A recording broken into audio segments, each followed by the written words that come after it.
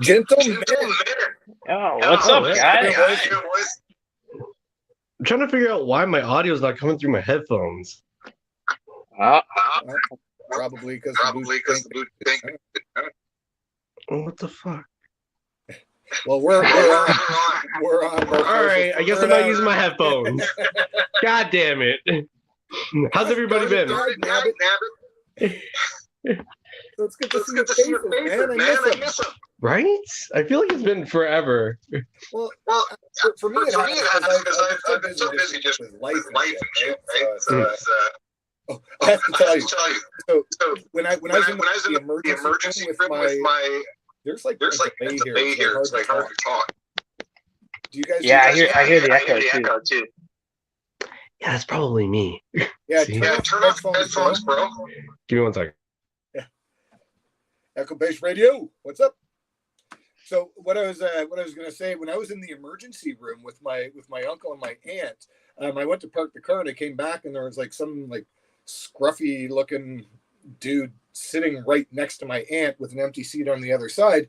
So I said to him, would you mind moving over so that I could sit with my aunt and my uncle and I can help them out through the emergency thing? And he looked at me and he goes, I absolutely mind. And I was like, okay, so somebody's crazy, right? So I hey, how you doing, Green Geek? And so I sat down beside him and I said, dude, I'm sorry, but I'm going to have to talk over you because I still need to work with my aunt and my uncle. And then he said he's going to hit me if I don't get away from him. And I looked at him like, are you crazy? I'll break you in half. Like, and then he punched me in the face. So I grabbed his hand and I pushed him down into the chair with one hand. Like, that's how much of a non-threat this guy was. Right? And my aunt and uncle were so shocked. So I held him down. I said, security, you need to get this clown out of here. He just punched me in the face. Right? And it was one of the craziest things. And then they wanted, I didn't press charges or anything because it would have only made his life worse, right? Like, he's obviously in a headspace where that's a solution to somebody politely asking, do you mind moving over? Right? Wow, well, that's pretty freaking wild, man. Dude, I was like a celebrity with security, right? Yeah.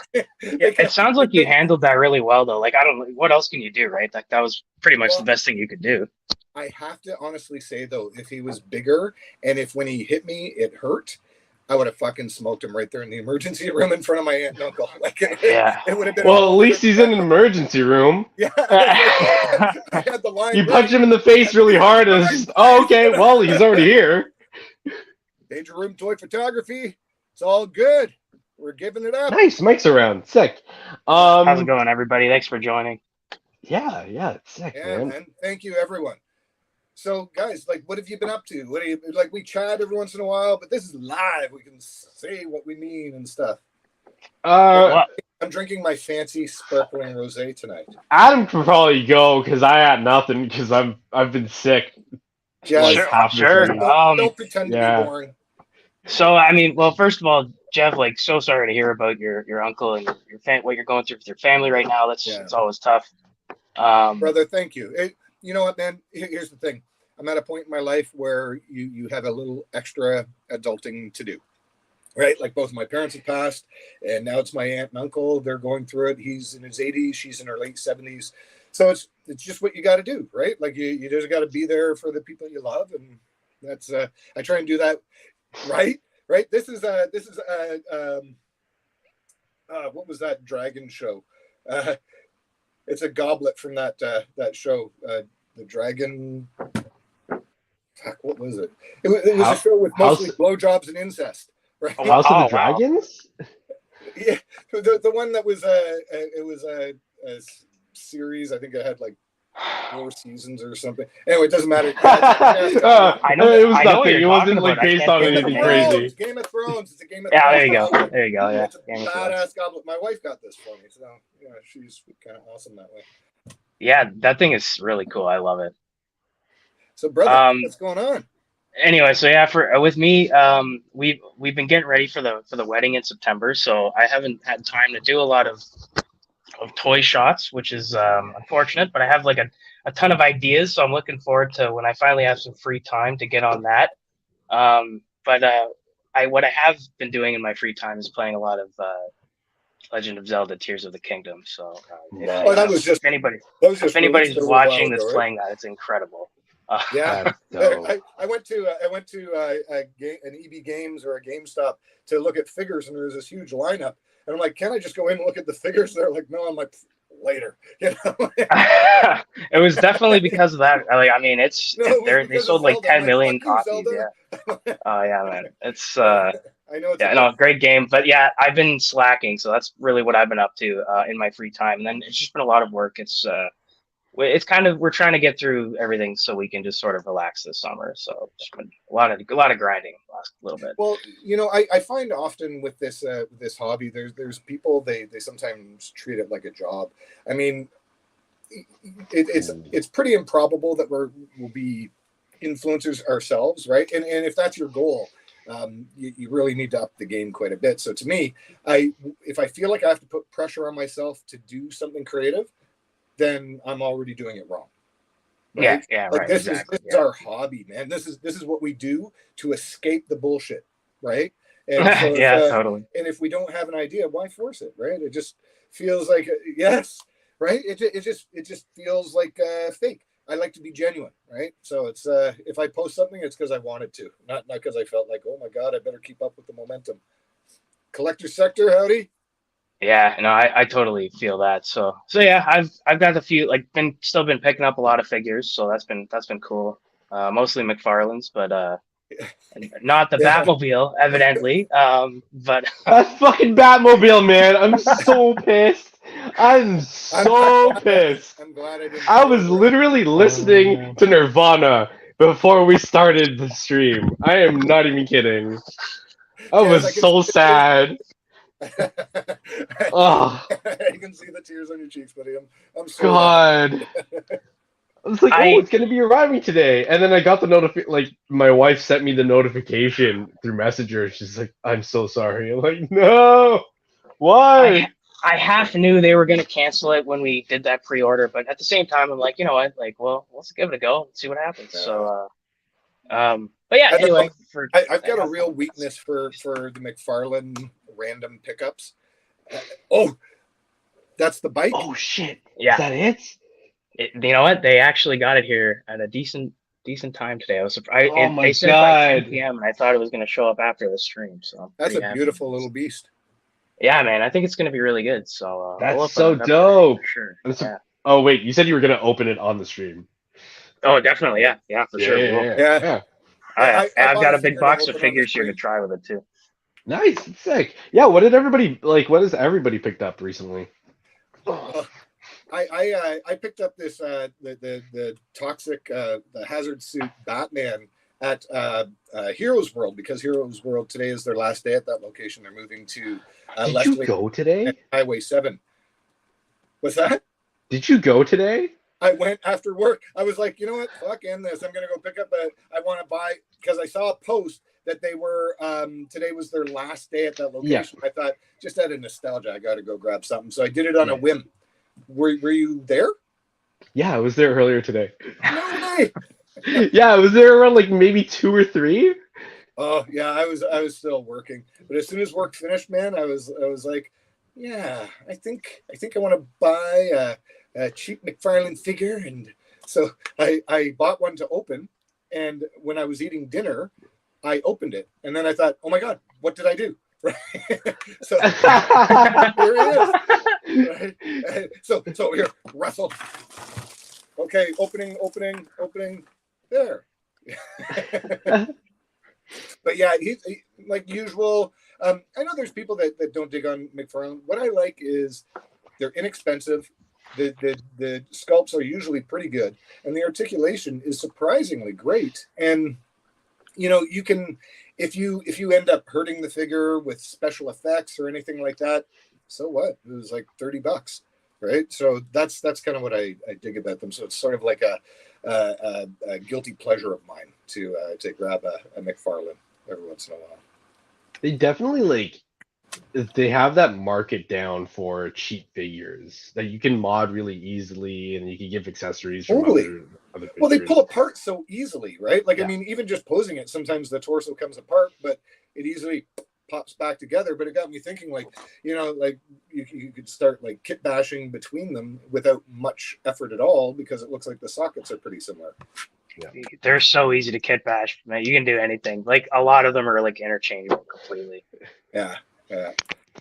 I mean, I'm still a Mezco guy, but I'm a little bit pissed with Mezco because the quality control issues they've been having with their latest stuff. Like everything I've received from them this year so far has had some kind of issue.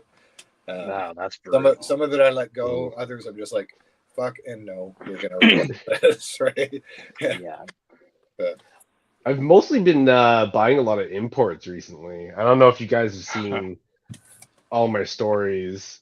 Well, I know that you love Nightwing right now. Like it's basically like, and I can't blame you. It looks amazing, right? Like honestly, he's so good. He's so good, dude. And like man, yo, he looks so good with all the other characters. So you put him next to Batman. He looks good with Batman. All right, sick. Yeah, you can, you want them rolling with Huntress? Yeah, you can have both of them rolling together, and they still look really good. Like, damn, they look so sick. Also, I just got this Huntress recently. She's really fantastic, man. Who makes that one? It's still Mafex. Mafex does that whole Hush line. Yeah, it's so good, man. Mafex has a T800 out, and I'm looking at that, and that looks like $160 I might want to spend. With all those accessories too, so good. Yeah, well, I've wanted a T800 forever. Yeah, I'm hoping that they do. Nightwing's figure of the year for them. Yeah. Oh, 100%. 100% is figure of the year. I was gonna say that I do think that Mafex has the best comic book figures besides McFarlane, because McFarlane does like weird designs, like very niche stuff, whereas Mafex does specific designs. Yeah, they're kind of in different categories though, right? Like to me, McFarlane, and I hope I don't offend anybody with this, but they're almost disposable, right? But I think I agree with you there. Yeah. Right? For the price, like for the price, right? Now, if you're a collector of it and willing to pay the aftermarket prices, I did a search on Kijiji the other day just to see what McFarlane figures were going for. There's dudes charging like $60 for these figures. I'm like, nope, I am not doing that. That same thing I did with Hasbro. $60 for what? Fucking what? Who? Why? I was do a search, and you'll see these guys that are trying to like cool figures, but I mean from older waves, and they're trying to sell them. It's like you're high, man. Like that figure. There's no fucking way. Like, no, there's no way we're gonna spend that much money on a figure. Like aftermarket, especially. Like no, there's no fucking way. Rethink your position. Yeah, I don't know, man. It's odd for me to try to put anything like that up on the market, especially if it's not in a box. Like I don't have any of these boxes. So if I put anything aftermarket, it's going to be discounted heavily because I use it for photography. Sometimes I mod it. Sometimes, like, it gets pretty beat up. Like, okay, my Supreme Knight Mezco, I took that thing apart because I was like, well, its suit is kind of destroyed right now, so I need a new suit for it.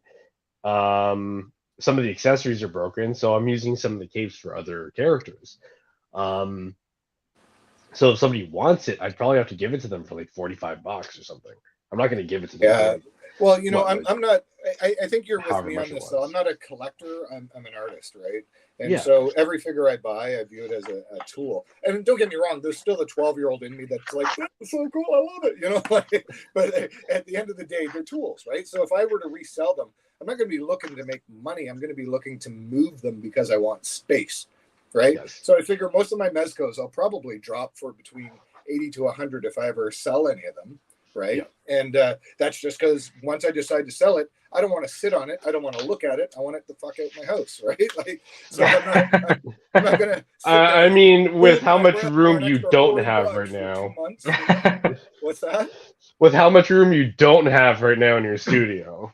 Yeah, well, dude, it's embarrassing. It's gotten even worse. Like I was mid-project. I pulled a bunch of stuff off the shelf. Oh, yes. Let's see the bike, Super. You got it. Oh, yeah, here you go. Yeah. You got it out, bro. There you go. Oh, sick! It's actually pretty sweet, man. I gotta say, it's way lighter than I was expecting. Oh Does my it have god! any I'm like definitely gonna. kind of hidden? I agree with all of your points on like modding for the photography and like I'm pretty sure I'd have to put a disclaimer on like my entire collection if I was to sell it Yeah. because I've just done so many things to the figures. But yeah, like it's for photography, right? This thing's gonna get painted for sure. Like there's so many little pieces. I don't know if I can get that on the camera. There's like a little turbine back there. That'd be Yeah. really neat. You Oh, get some Yeah, that metal looks in there. dope, Like dude. yeah, no, it's I think what's pretty crazy is that sick. like there's so much detail in the figures and even in the vehicles, but the thing is that they're not painted well enough, so we don't see a Yeah, lot of these details. It's like it's really like But it that's definitely part of takes the beauty, away from the don't you think? design of the character and But isn't any that of part of those the beauty? vehicles. Because if they painted them better, they wouldn't be a $20 or $30 figure, right? yep, So now, yep. This You're is what right. it true. does is it gives you the opportunity to mod it. Or, I mean, you like for example, this guy. If I were to take a bit of gray paint or black paint and just dry brush over them, all the details would start to pop out, and that would Yeah. be it. That'd be done, right? Didn't one of you guys mod him? I did. Yeah, I think you just repainted yours, didn't you, Jake? Yeah, I did. Yeah, And then like that's, actually looks a lot better. And I don't like that I like agree. weird red piece like at his chest. I'm not like a Yeah, huge fan of I like that. I was I like like it, man. It's a bit of flourish. it needs to be more silver and like blacked out because like his like that chest piece I would say is like where all the exhaust comes out, so it'd have to be like not red anymore. You know what I mean? Yeah. So yeah, like I Even completely look at agree. that, and I love that. Like you can take this off, pose the head, put it all different ways, put the helmet back on. I'm gonna because I'm rushing it. I'm gonna do a bad job putting the helmet on. But I mean, you can pose it all. There's just those neat little things, and I don't mind that they're not painted well because also if you do low light and silhouette, all the details pop out. You know. Yeah. Hey, how you doing, AC Mecca? But yeah, ooh, honestly, we should like, do a freeze collab. I'm down. oh yeah, Good idea. I'm Yeah. down for that. Yeah, if we've all got them, I'm very down. let's do it. Let's do it. All right, Yeah, GTA I've been collab, meaning it's to about want. time. I've been meaning to Nico, want to do something with them. we'll get you in on the GTA collab. You can be an honorary Canadian for this one. But yeah, like honestly, I've mostly bought imports. I don't know if you guys saw that I bought the what's it called? Some of the Dragon Ball Super figure arts. Oh, really? Oh my god. That's pretty cool. I didn't see that. Oh, sorry. I missed. No, we that, need bro. to see this. We need to see this. There you go. Look at It's that. kind of on there. I'm sort of fudging it on really quick, but this is the I feel like it's based on the Batman Noel book. I can't remember honestly, but we added a wired cape to this guy, and I think it looks pretty awesome. The wired cape Looks looks sick. fantastic. Is that Yeah, a McFarlane Batman? Yeah, it is. Yeah. Yeah. Yeah, so I It did is. I did a mod to his torso too, so you can this figure notoriously can't bend at all, so I made it so you can kind of bend him forward a little bit, and Nice. Well, yeah, that's not bad. Eh? That that looks pretty soft grid decent. on it looks amazing. Yeah, that's Thanks, really man. good. Yeah, How So does, you want to know where the cape came from? Yeah. The so I don't know if you've probably seen the Ben Affleck figure from this wave where this bike came from in the Batmobile and stuff.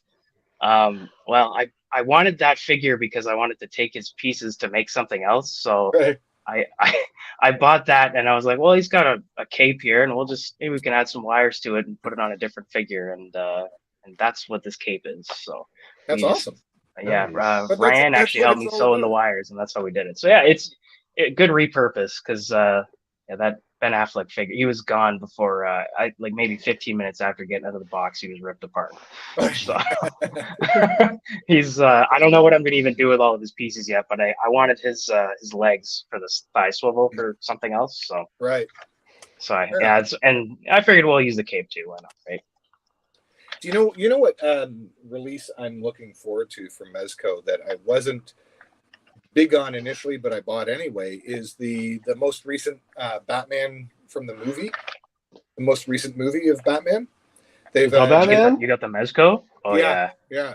So that's coming, and I keep looking at it. I like how he's kind of lanky, right? And so he might have a little bit better articulation than some of the other Batman figures they've come out with. I'm hoping so. The thing is that like I still think he's really wide compared to a lot of the iterations of the Batman. But it's in the thighs and the hips and everything, and yeah, right. It looks good, but it looks like it'll have pretty great articulation. Not compared to some of the other figures that are out there, but it's something I'm looking forward to. Yeah. Is that like I agree with you on it being better than like it might be better than all of the other Batman figures that have come out. Yeah, I haven't seen anything that's super impressed me. I have the McFarlane one, which is literally not a great figure at all. Although you can customize the crap out of it and make it look amazing. Yeah. I was gonna say like I have the Mezco the Batman on pre-order, and I also pre-ordered because I'm an idiot, I'm a fool. I also pre-ordered the Mafex version of that. And I was like, you know what? Yeah, sure, I'll get both of them. I love that movie so much. Yeah, I definitely need to get both of these. And now I'm thinking about it, I'm like, do I want both of them? Well, you know, you can always employ some self-control and not open one of them based on whatever you like, and just sell the other one. You know, okay. I'm sure Superpowered and I would be willing to grab it off either one off you for about $50. But oh yeah, absolutely. Okay, so here's the thing. I really wanted the Mezco one because of the wingsuit. I saw the wingsuit, I'm like, this is so cool. Like, there's a lot to be excited about with that figure. For sure. I was perusing it, and I wasn't too excited about it at first, but as I keep, because sometimes like when I'm in it, maybe I shouldn't say this publicly, but sometimes when I'm in a meeting that's boring, I'll like flip to the Mezco site and I'll look at my pre-orders to see what's going on with them, and I just look at the pictures and I'm like, you know what? Actually, I really want that. So I'm glad I pre-ordered it. I almost didn't. So, yeah, there's a lot of really cool stuff that it comes with. So I'm just like, you know what? Yeah, I'm probably gonna use that. And then thinking about the wingsuit now, I'm like, when am I gonna fucking take a picture of him in the wingsuit? I'm not gonna throw him out the fucking window and take a picture of him like from the bottom of my balcony. Yeah, but dude, see the thing is though, you could you do a lot of sequences, right? Yeah. That totally lends itself to a sequence, right? Where you have them pop off the roof and just have it explode onto them. It doesn't matter, right? The next thing is you just have to put a little thwap kind of sound effect, and it's like you could have them glide down and land on someone, right? So, that would be awesome. Here we are. Hey, I'm so fancy. The only thing missing is a Century Sam cigar. This is some cheap ass sparkling rosé.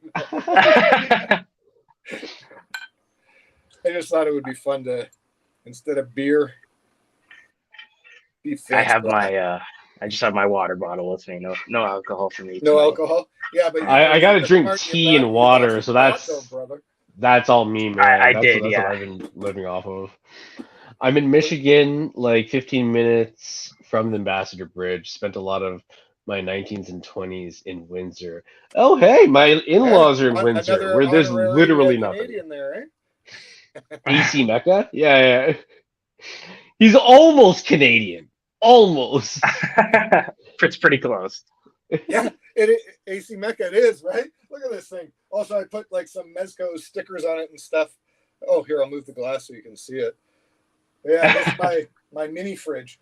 And this thing actually will plug into a car lighter as well.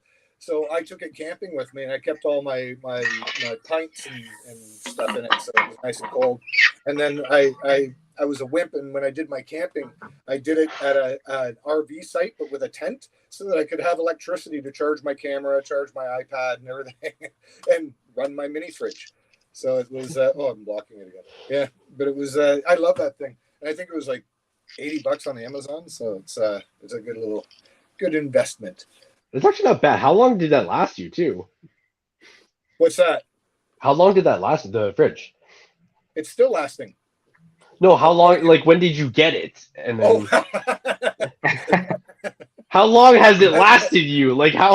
I've had it now for probably between 4 and 6 months, and running the whole time. Okay. Yeah, and Wow. it doesn't use Freon. It's got it uses some kind of different process. There's like these electrodes inside. It can also keep stuff warm if I want it to. So it does 2 features. So it's kind of cool. It does. I think what it does is it does like a transference, right? Like it takes the cool or the hot air out to generate the cold, and then it gets to a point where there's some condensation that'll build up on the back. Have you guys seen this thing? No. What is that?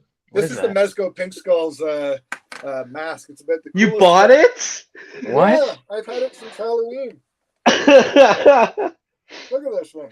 It's awesome. My god, that's so good. Right? Although it looks like I'm a 1970s bikini model with all the bush sticking out here. Jesus. Let's see how I can. No, I can't try. That would have been fun though, eh? Yeah, I'm just gonna get all hammered. It'd be fun my god. Wear it to a bar or something, right? And just, but like completely stay in character the entire time. And when people say, "What's with the mask?" You're like, "What mask?" Oh my god.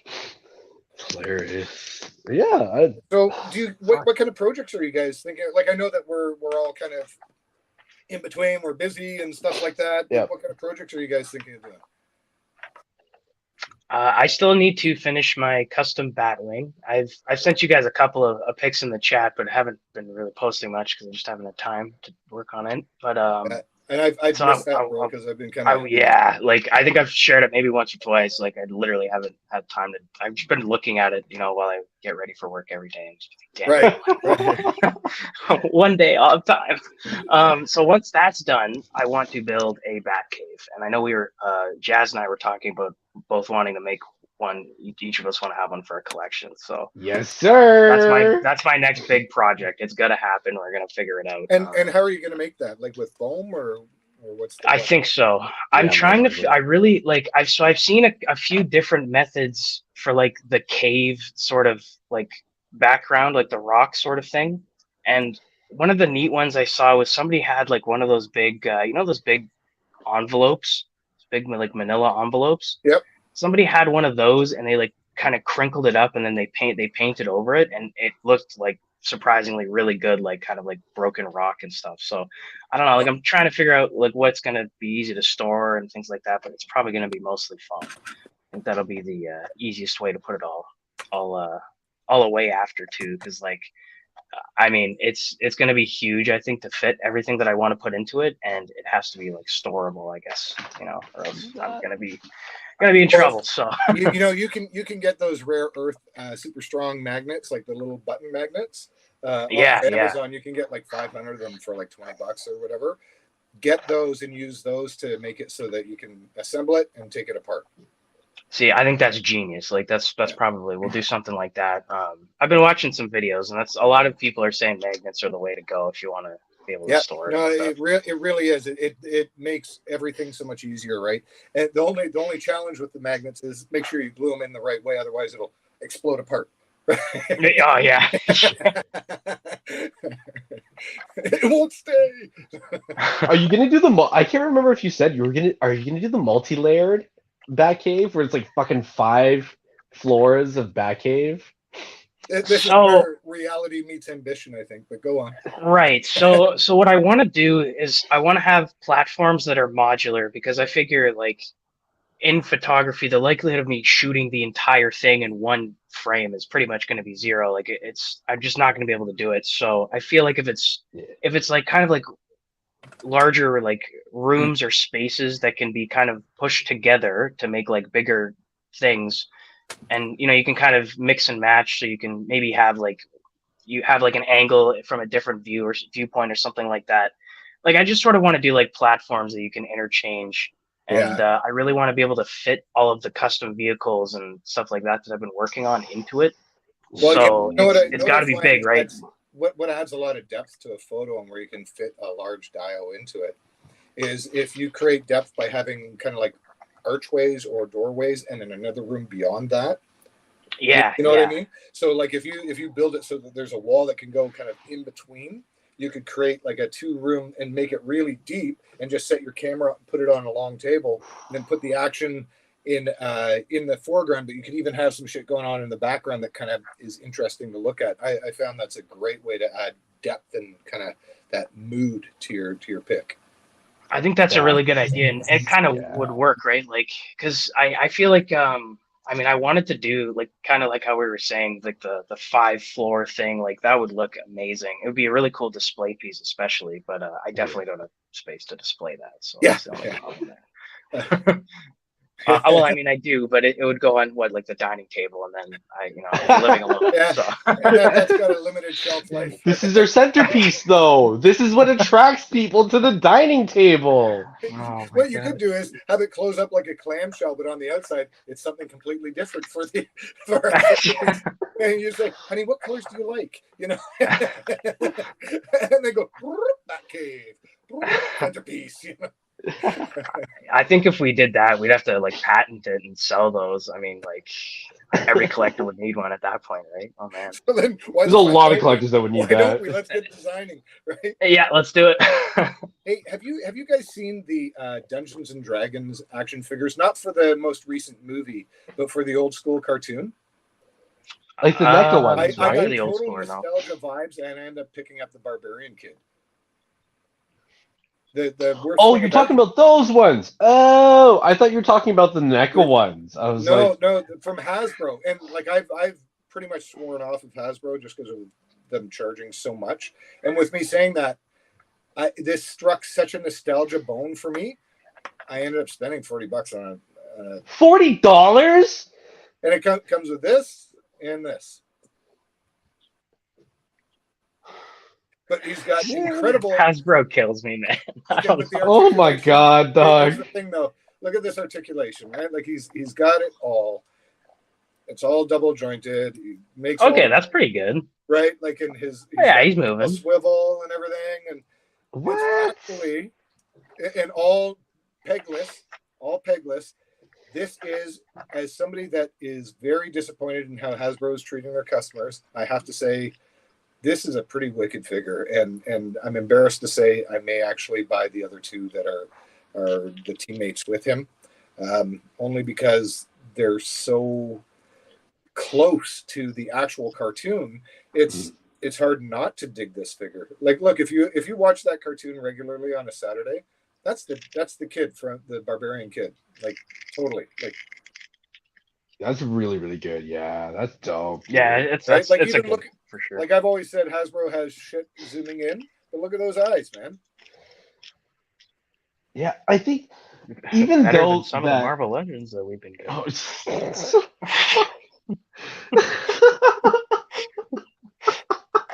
Dude, we're paying like $45 for Marvel Legends, and we get like derpy face fucking guys. Yeah, and body sculpts from 4 years ago just repainted. No, like even further than that, Jeff. It's like fucking 10 years ago, man. No, I was being generous, but oh my god, no, you really shouldn't. They're fucking. It's so bad sometimes. Stuff like they did with Spiral, where she's got the pinless joints, and she's just not painted great. Right, but it's Spiral. I thought was it's very like flat colors, but like holy shit, can she fucking move? Mm-hmm. Like those arms, man, are so insane. I was like, this is so much. I don't know what to do with this. I can say honestly, if they did all their figures pinless and did a proper painting job like NECA does or whatever, the $40 wouldn't seem like such a kick in the nuts. Wait, but you also have to include hands and accessories. Then $45 would be okay. No, that's what I'm saying. But even if it's just the static, like, you know what I mean? Like, at least I don't have to do anything to it to make it work for my pictures. Like, if once I get past that $30 point, it had better be just good to go for my photos. I don't want to fuck around with it. Yeah. Oh no, for sure. I mean, like, I think that was what I was most worried about with some of the imports, like going in, is whether or not they like had that kind of range, especially like early Malfex stuff. Affect stuff is like hit or miss with the articulation. Especially like that Dark Knight trilogy. Wave is Yeah, just like, oh man, it's like really bad, and the aesthetics are I really heard bad. bad things about that one. Fuck, Yeah. but like if you get the 3.0 Batman, that's like the only one that's okay, and everything else is just bad. I mean, like if you mod everything to do like what you need it to do, then yeah, sure, but you're also spending like fucking $80 on a figure. So I don't know if you want to do that. Yeah, I have a really hard time wanting to mod Mafex. Yeah, it's too much money. Especially we pay way more too. Like it's a lot more than the average consumer, I think. So Yeah, Path the well, Collector. I was I was also gonna say, hey, it's Path. I was also gonna say that it depends on the Mafex figure that you actually really want to mod. Because I got the Hush figure and I was like, I immediately like when I pre-ordered this figure, I was like, okay, I'm going to mod this thing. It's gonna be like an insane mod. I'm gonna make it Jason Todd as Red Hood / Robin, right? So there's no way it's gonna be Hush because I fucking hate Hush. Um, but then when I modded him, I'm like, this is worth it. I have so much articulation, and I have a lot of accessories. I have this and that. I'm like, even though that I modded him and I gave him like arms from the Batman Begins Mafex Batman, I was like, well, it's worth it. It was worth it. I now have a Jason Todd in my Bat family. I don't need to have the Hush head sculpts. If I do want to use those Hush head sculpts at some point, yeah, I can use them again, sure. But the likelihood of me using them is like slim to none. But far it at the was bottom totally of the worth bin, it. eh? Oh yeah, 100%, all the way at the bottom of the bin, dude. Fucking collecting dust and dog hair. That's funny. Yeah, But yeah, I Hush is not my favorite either. I agree. Not the no, best he's character. like, oh my god, man. I'm rereading Hush right now because I'm like between playing video games and watching TV, and honestly, I like have it literally right here. So I'm rereading it because I need something else other than just my toys and then a fucking TV. And I was just like, some of the stuff is really bad. Like the story for it is like really bad, but like aesthetically, I understand why everybody likes it. This is like a blockbuster. I love the story, but then when I found out it was just the Riddler, I was kind of like, See, that's what I mean. They're like, what? Like, what the fuck, man? why so serious? Like, the other thing too is that like there was maybe like one hint to it, and that was when Bruce and Dick were out on patrol, and then they catch Riddler robbing a bank, and they had like he has the armored truck, and then Bruce is just like, why is there Lazarus residue everywhere? There's nobody else here that has ever visited Lazarus pit. And I'm just like, how the fuck wouldn't you see that on Riddler? The whole time. Like, oh my god. What? No, I don't get it. The inconsistencies there is just no. But it's it was a I love blockbuster when you event. get so upset you lose articulation, you start going, no. No, yeah. But like I understand why a lot of people like it. It's because it's a blockbuster event for comics, right? A lot of people are all like even new readers will get into it because it's aesthetically pleasing and it's got all your Batman villains in it and all the Batman characters that you'll really really like. So Nightwing, Robin, Catwoman are all in it, right? Well, so I mean, anything that's going to drive people to keep reading comics is a good thing, right? oh, for sure, With all of the entertainment that's out there, I think in some ways comics could be at a risk. Like people are very into the movies and then sort of into the comics, you know? Yeah, I do think that like ever since the MCU really blew up, there have been a lot more comic book fans since then. It's just like it definitely isn't as like booming as it was before, like when it initially started.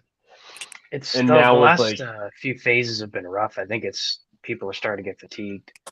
yeah, that too. I mean, the thing is that when you have the MCU just kind of doing whatever, and then like the DC universe just kind of I don't know what the fuck is going on. Like of course, people are gonna be like, "Well, I'm kind of fatigued about this now, and I don't want to read comics." So there's that. But there's so many good comics out there for people to read, and it's kind of unfortunate. My favorite way to read a comic nowadays is digitally. Comicsology. I agree with that. Comicsology kicks ass. I think I've got about 3,000 comics on Comicsology. Man, I've been with Comicsology since it started. I am not in that same boat because I am someone who advocates for supporting local comic shops. But No, and I do want to support local comic book shops, Yeah. which is why I always look to buy my figures from them. Yeah. And every once in a while, I see a comic or a run. Like there's some comic book stores, they'll put all the back issues in behind the latest issue.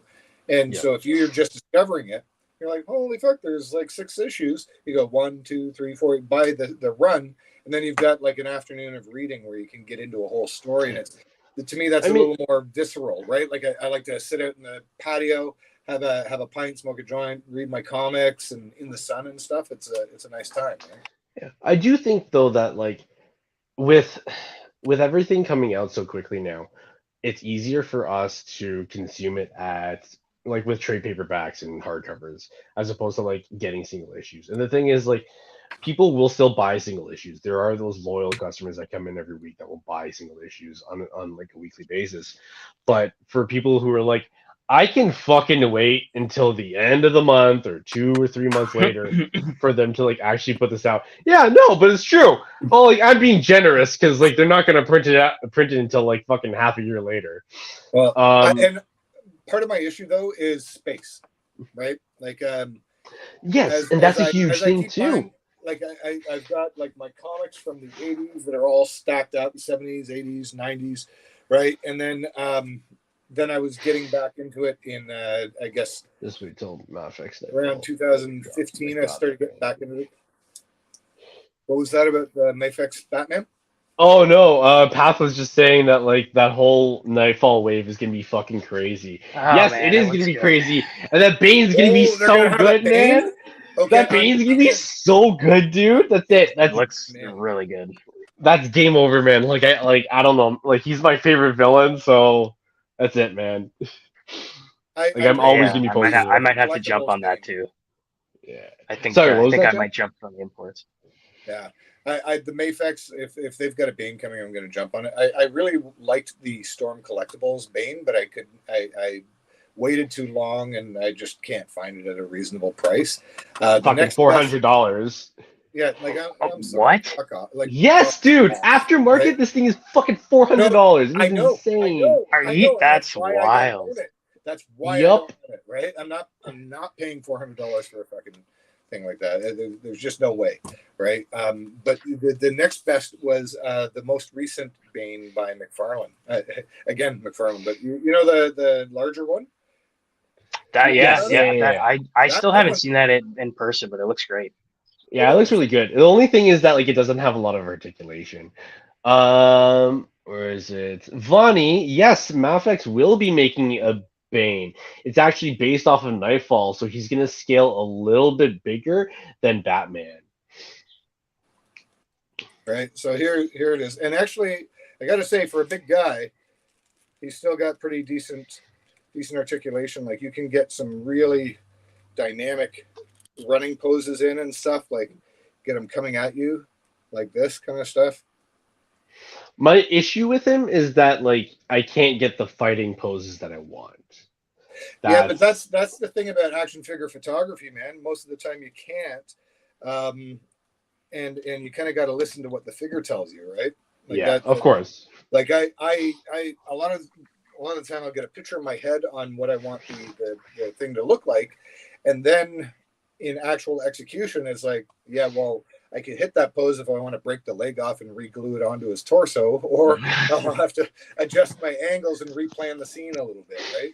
So it's that's the articulation is so wildly varies between figures a lot of the time. So anyway, short of the long, if Mafex is coming out with a Bane, I can only imagine that the articulation is going to be dope as fuck. It's gonna be insane, man. I mean, I'm working on the Build-A-Figure wave for Dark Knight. I'm working Yeah, on that yeah. vein, and I'm painting his head to have a luchador mask on underneath the breathing mask. Oh, really? Oh, that's cool. Oh, Yeah. I want to see that when that's done. Yeah. So I'm gonna do that, and I'm gonna have like a singular tube on the back of his head to go and like go around onto his Nice. arm or onto his hand there. So yeah, I'm excited to do that. I think that's like That's the really only cool. thing in terms of project. Yeah, thank you, dude. Yeah. I think that's the only project that I have right now, other than I need to convert this guy, this Talon, onto a different body. Is that the one Because that's on the 6-inch body, or is that, or is this is the he? one That's that's just That Talon has great, this great. is just the McFarlane body. that's just standard, right? Yeah. Oh, yeah, he's great. The only thing is that like he's really tall. Yeah, So if yeah. I want him fighting like Batman and Nightwing, like I can't. I fucking can't. It's so tough. You converted that other And one though to 6-inch, right? Like that guy was yeah, awesome. yeah, I put Yeah, him on a that Power looked Rangers amazing. body and it worked really, Yeah, it really looks well. so good.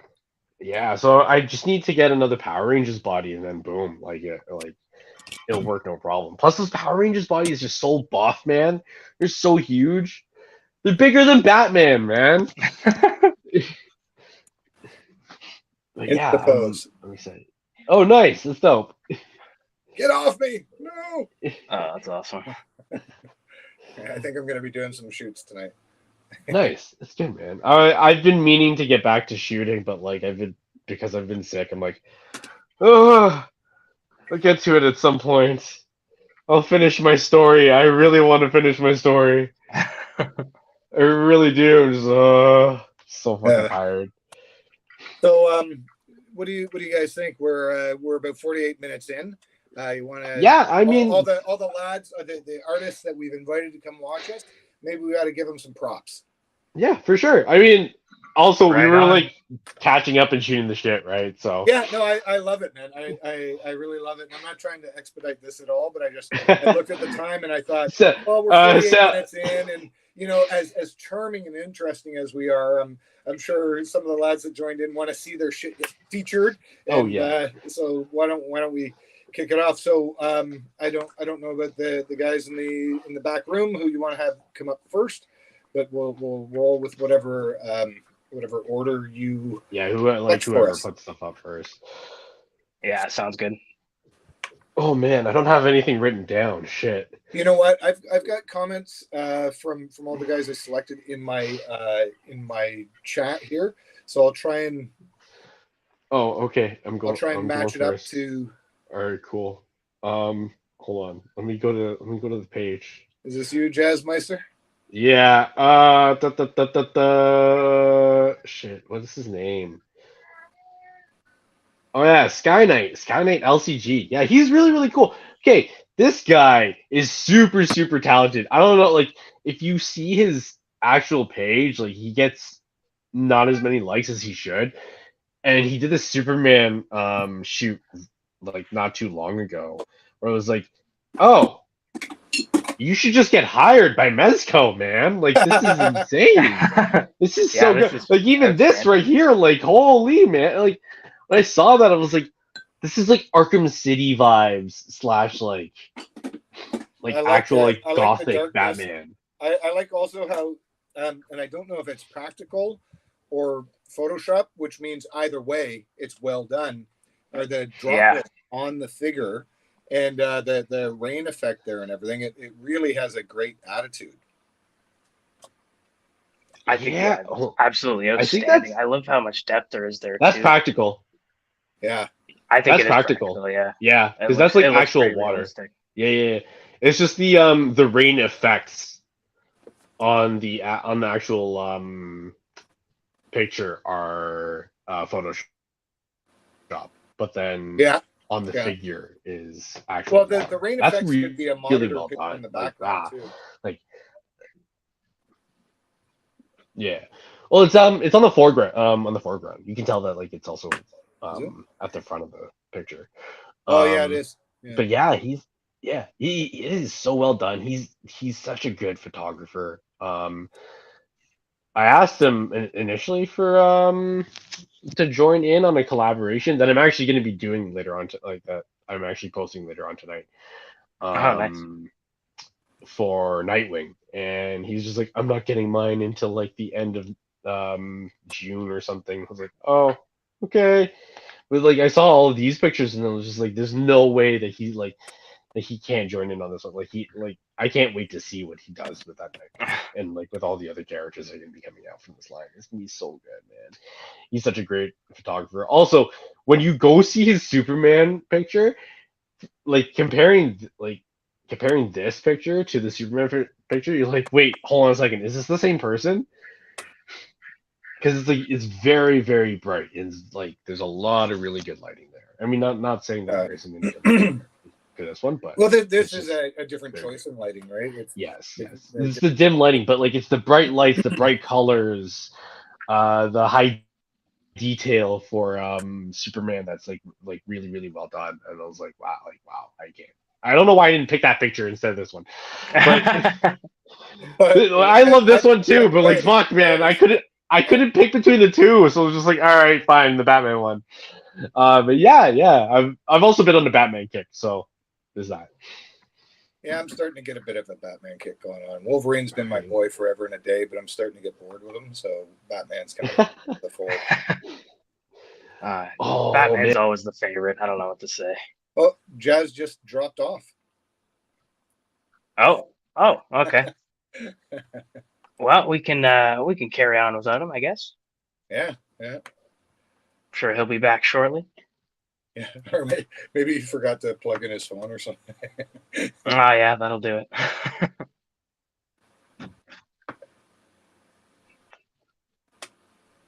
All right. Oh, nice. This is one of the ones that I selected. I'm sorry. There's just it's wicked, man. There's just a little delay here. Okay, here we go. Cosplay, man. Right. So, oh man, I remember when we the last time we were on here, like I think my favorite shot, it didn't even look like an action figure. And I mean, here we go. Like this is just outstanding, right? Like it, and I love he's obviously added a cloth goods cape here, and it looks like it's definitely like a larger, more flowy sort of cape than what we saw in the movie. And I think it's just such a nice aesthetic. And he also really nailed, like, the lighting is just excellent there. Like, I think that's all practical. So, I think this kudos to you, man. It looks amazing. And I hope that the artist doesn't mind some constructive criticism, because this is a fantastic photo.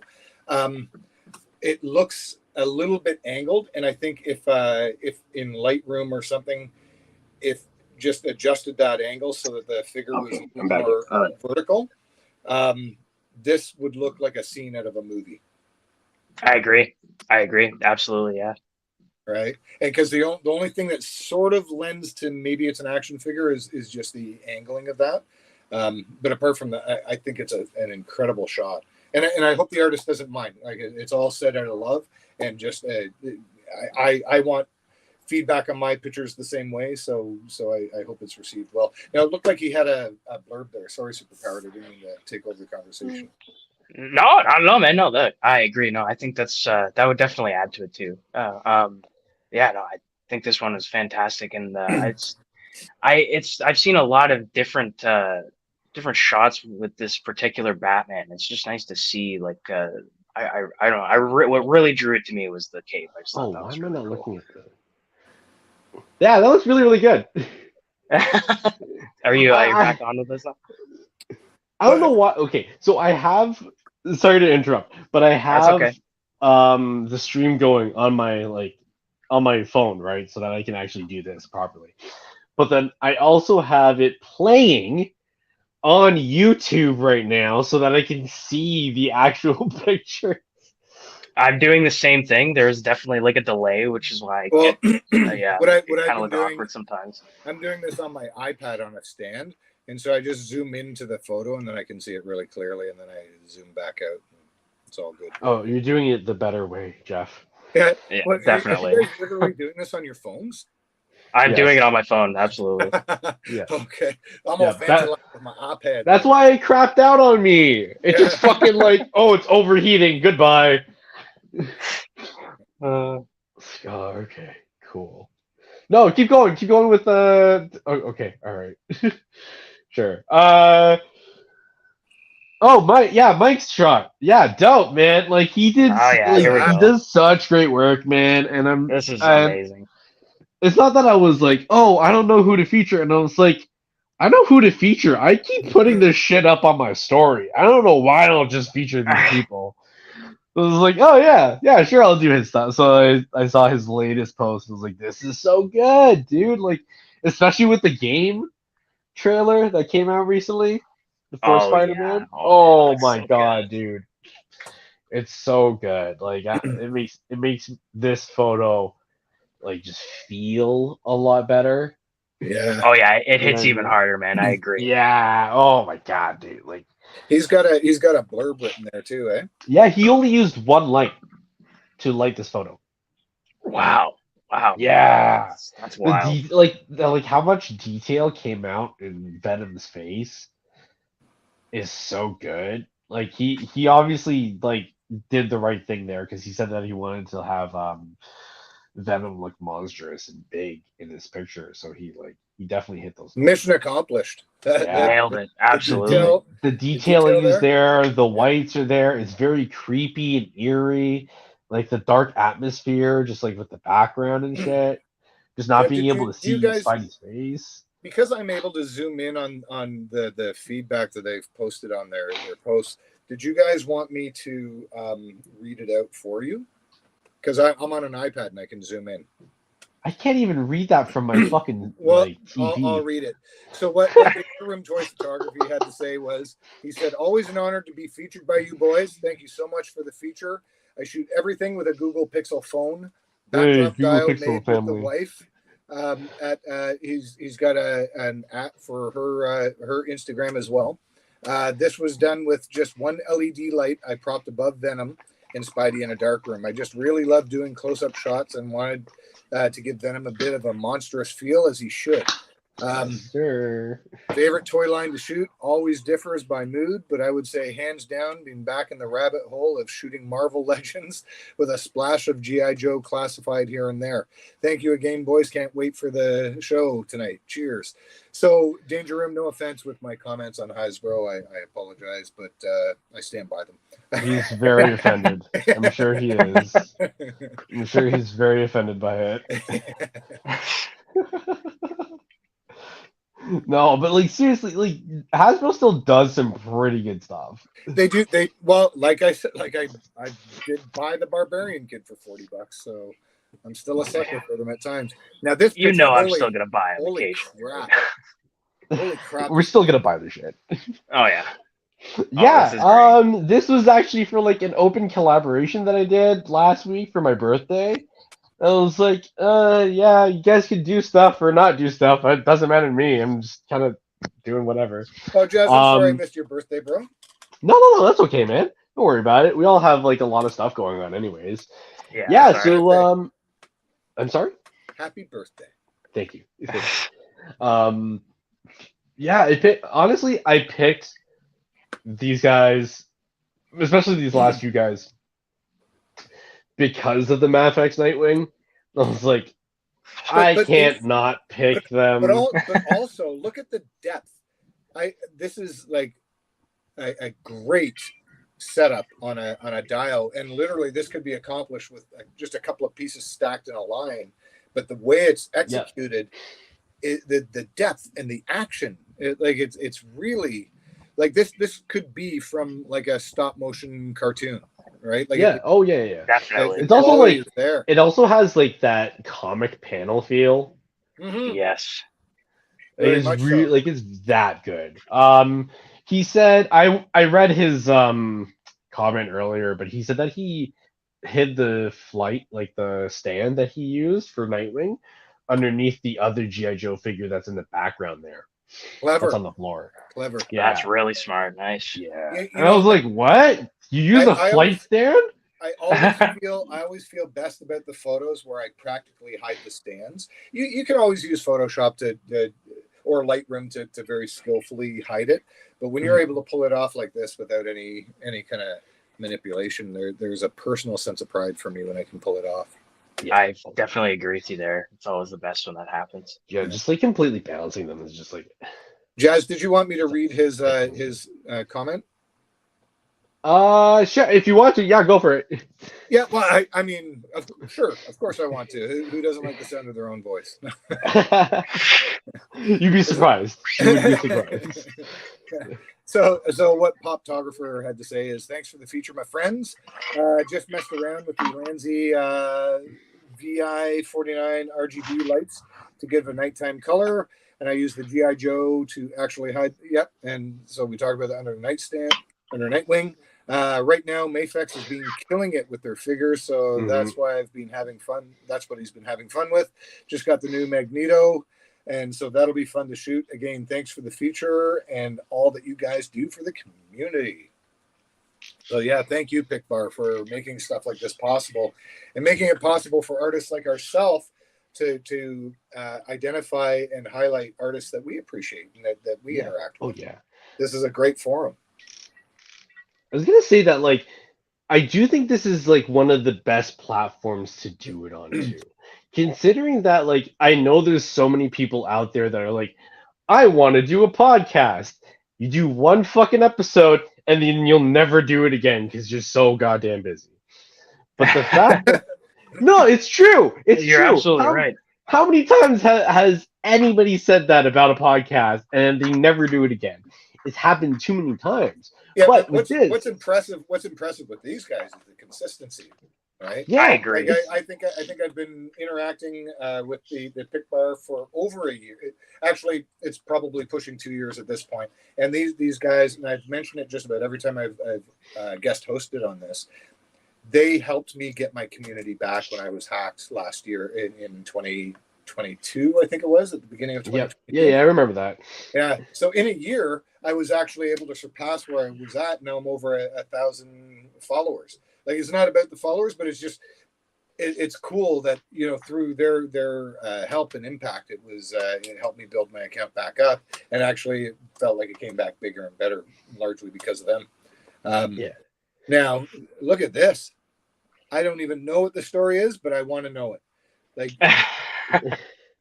okay, that is so cool. He's kind of like, hey, boys, sitting on the crate, ready to kick their ass.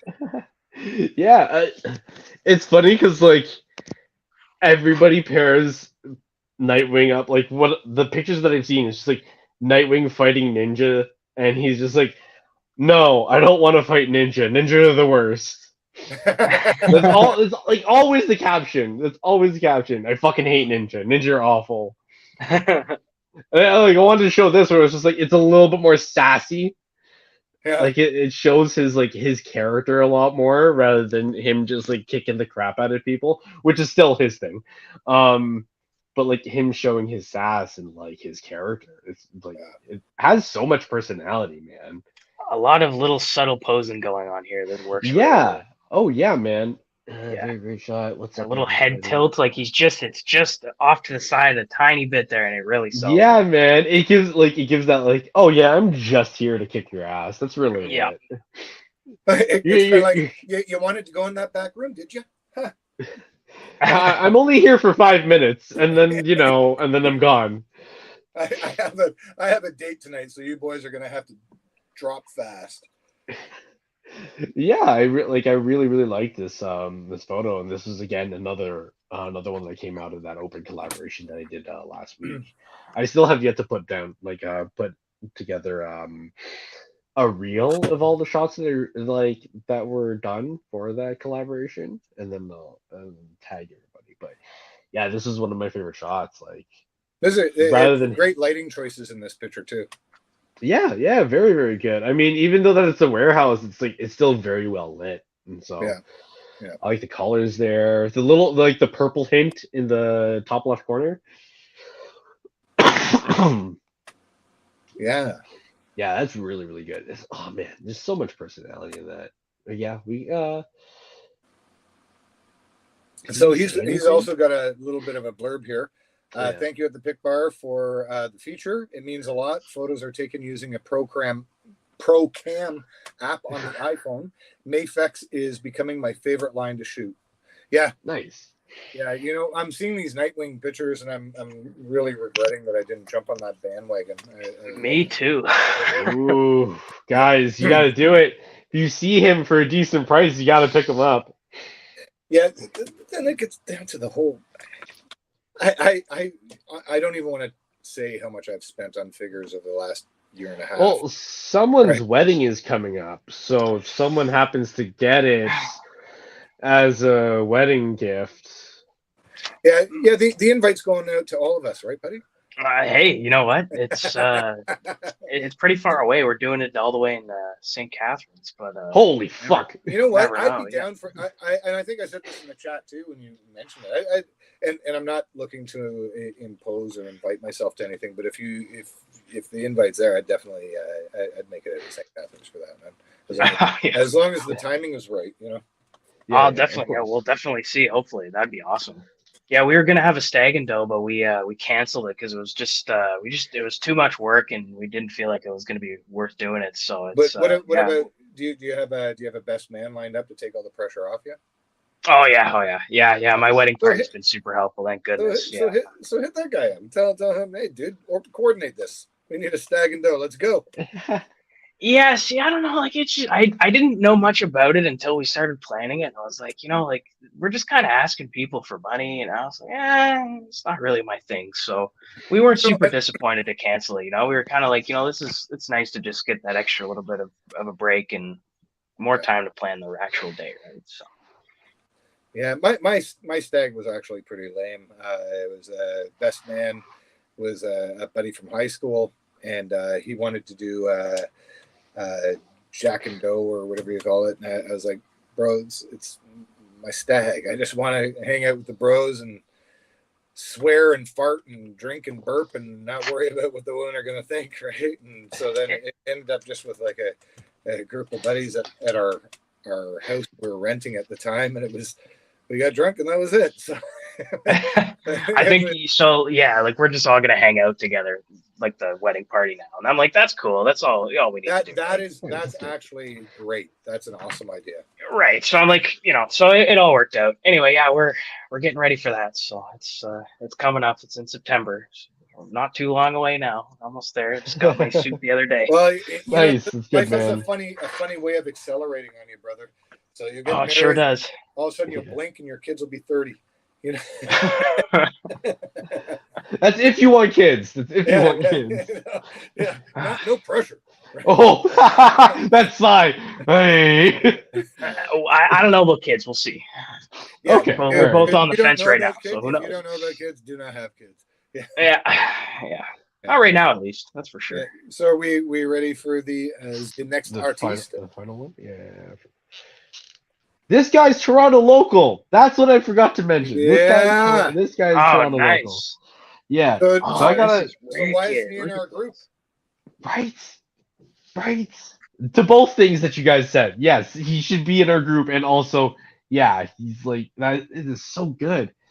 Wow. I didn't know which one to pick because like he posted multiple pictures for this post, and I was just kind of like, which one do I like? You're like, I'll swipe and then I'll screenshot whichever one I come across, and this was the one. Yeah. He what does he say? Thanks for the feature. Honestly, shot with nothing fancy. Rebel T6 with standard 18 to 55 millimeter lens. Why can't I read that now? Okay.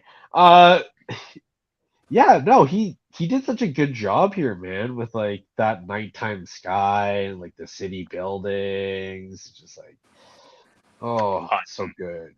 It looks like a comic book cover. There's a little bit of something in the foreground too, which creates some depth. That's the other end of the wired Eskrima sticks. So that's the opposite. Like that's the Eskrima stick on the other end because there's a wire between two of them.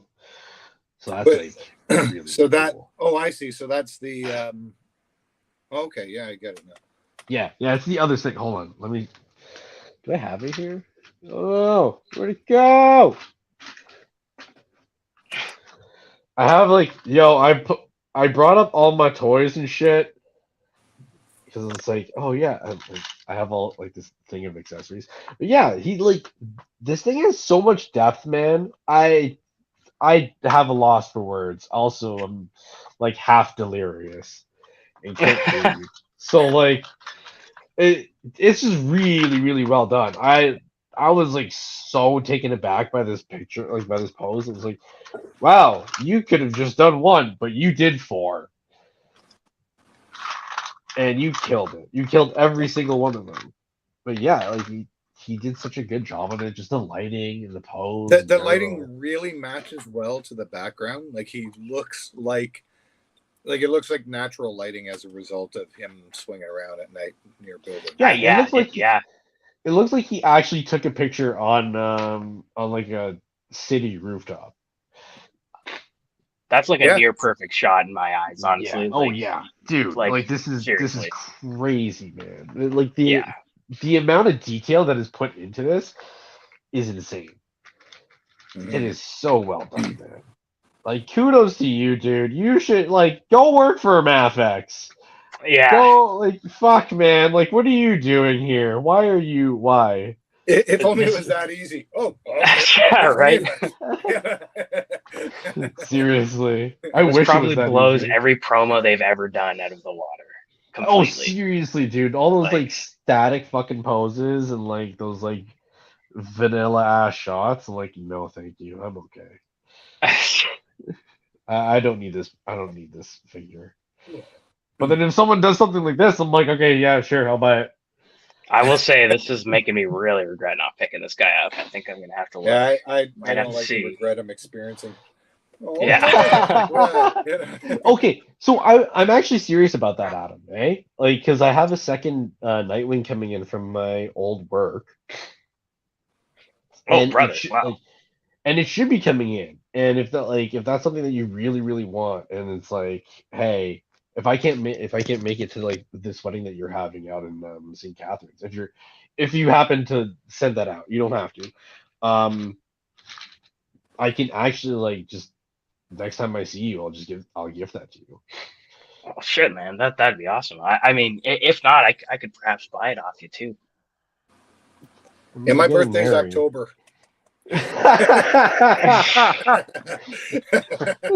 I mean, I have a bit of a figure budget still. Can't stop collecting completely, but I mean, probably I be said like I had few a months of budget.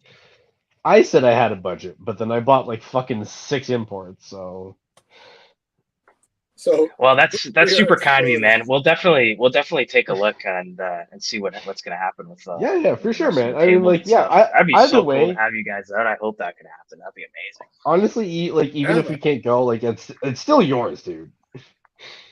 No, Brother, I am serious though. Like if the timing works out and everything, I'd be happy to be there, even if it's not at the like whatever. I'm not trying to invite myself, but if it's something, I'd be happy to be there and support the brand. Yo, it's touching to hear that you guys would be down. I mean, hey, I'm sure I can make something happen here. Don't you worry. Let me see what I can do. On.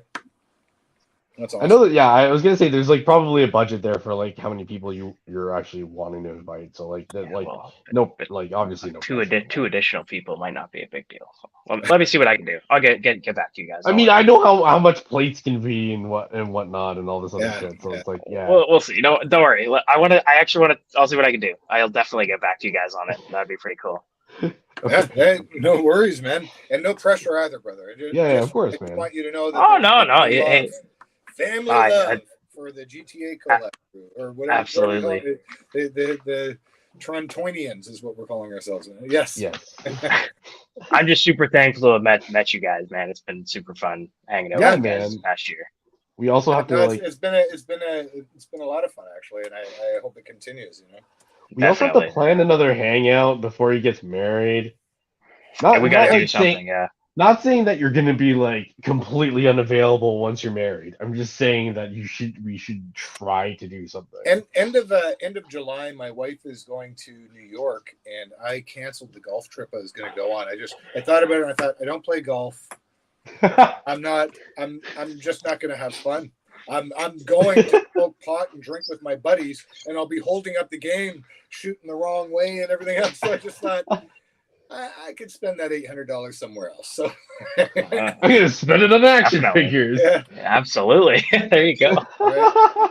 So maybe we can do like a hangout session at my place again. and we'll get the crew together. We'll come out here, and we can even make it like a crash and shoot kind of thing. It sounds Right? good. Great. I don't think I'll and be also crashing. The pool is open as well, right? Like it's a condominium, this townhouse complex. So Yeah. our maintenance fees cover the pool. So like we could work it out, come down, have a swim, fucking get hammered, have a good time, take some photos, take some shoots down by the pool, whatever, right? But we could make it kind of like a couple day event or something if we want. Nice. I won't be down to crash because I would die overnight. Oh, the cats! By By the end of the night, like this, you won't even hear me. I'm just like that, just completely unconscious. Oh my God, is Jazz dead? Maybe. Fuck. All right, well, we might as well draw some penises on his face. Oh, okay. Yeah, I mean, I'm always down to hang out. Right on. Yeah. Right on. So let's plan sounds something, good. even We'll if figure it's something out. before end of July, like if it's sometime this End of coming July. month, whatever, I'm down. And also, we were talking about hooking up with Whale David at some point out in St. Catharines. I've got enough seating for I could fit 4 guys in my Volkswagen Golf. Like a nice. fucking can of sardines. Handles. Oh well, I mean, I'd be down to do that too. Yeah, it'd be cool to meet him in person. We haven't done that yet, so Yeah. All right. Be like so, a can of do we want sardines, to that's for check sure. out another artist here? yeah, let's do it. Yeah. Ah, these are my guys. Okay. So one light toy. So one thing I really love about this picture is how realistic it looks and how funny. Like just the stormtrooper saying, like, "Fuck that, I'm on roll." No way. Like it's just I just love this shot, and a lot of his shots are like this, right? Like just he captures an element, like they whatever emotion they're looking to convey comes across. And with this, the choice to have the background kind of blurred, and then the use of natural light, and I don't know if there was any other lights on the side to kind of help augment it, but I just love how this turned out, and just the poses and everything. To me it's combination funny and awesome. Yeah, I love this too. It looks really has that really professional good. feel to it as well. I don't know, It there's something does. about this. Yeah, it's so clean. So he's got a comment here. Thank you for the feature. Totally forgot to comment as I'm currently in the office working. I feel you, brother. I feel you. God damn, you work. Why can't I just be me and get paid for that? Right? And so he's using a Sony A7II body with a Super Takumar f1.8 manual focus film lens. Hot diggity, dude. You're rocking it. And then Wow. Manual focusing is hard. Yeah, it is. Although I prefer it to the automatic. Automatic, I find sometimes it just doesn't do it quite right. So I use the zoom on my camera to get in on an eyeball or the teeth of the main focus, and I'll zoom until they're crisp and then come out and then shoot the photo. And if I want more background detail, I just mess with the f-stop or the exposure or what have you. And then, but yeah, no, it is hard. Prop the camera with a stone for stability was muddy ground, so I got to improvise. My favorite toy line is the SHF line. Nice. So, yeah. So one light toy. This is impressive stuff, brother. And you're not even using a stand. You're putting it on a rock. That's amazing. Yeah, that's That's outstanding. really, really well done. Oh my God. Yeah. And does he only use like outdoor shoots? Like, does he only do that? Do you know what? I know that I dug his pictures, but I looked at some. I can't remember if they're all outside or not. But what I can say is they all have this vibe. Like they Like, really very similar communicate vibe. emotion well. Nice. That's That's really, really awesome. cool, man. Really, really cool. I mean, you can already tell that it's just like, oh, they're just chilling, man. Like this is them, like Yeah. this is them chilling on Endor. Being like, yo, they're like, why Them are we Ewoks here? be crazy, yo. Those I ain't going Ewoks are anywhere. insane, man. Yeah, just trees just swinging out of nowhere. No way. No I'm just gonna way. sit here, drink some blue milk, and avoid them. You know? All right. Do you mind next artist? Oh yes, Vonnie Rotten. Look at this. Just look at this. Appreciate what he brought to this photo, man. That is like a photo real, like wow, realism galore. That's Telling a whole dope. story, that's outstanding. like totally in the vibe of that character, and based like I don't know if he made that pigeon coop or whatever, but all of it, it's just so well done.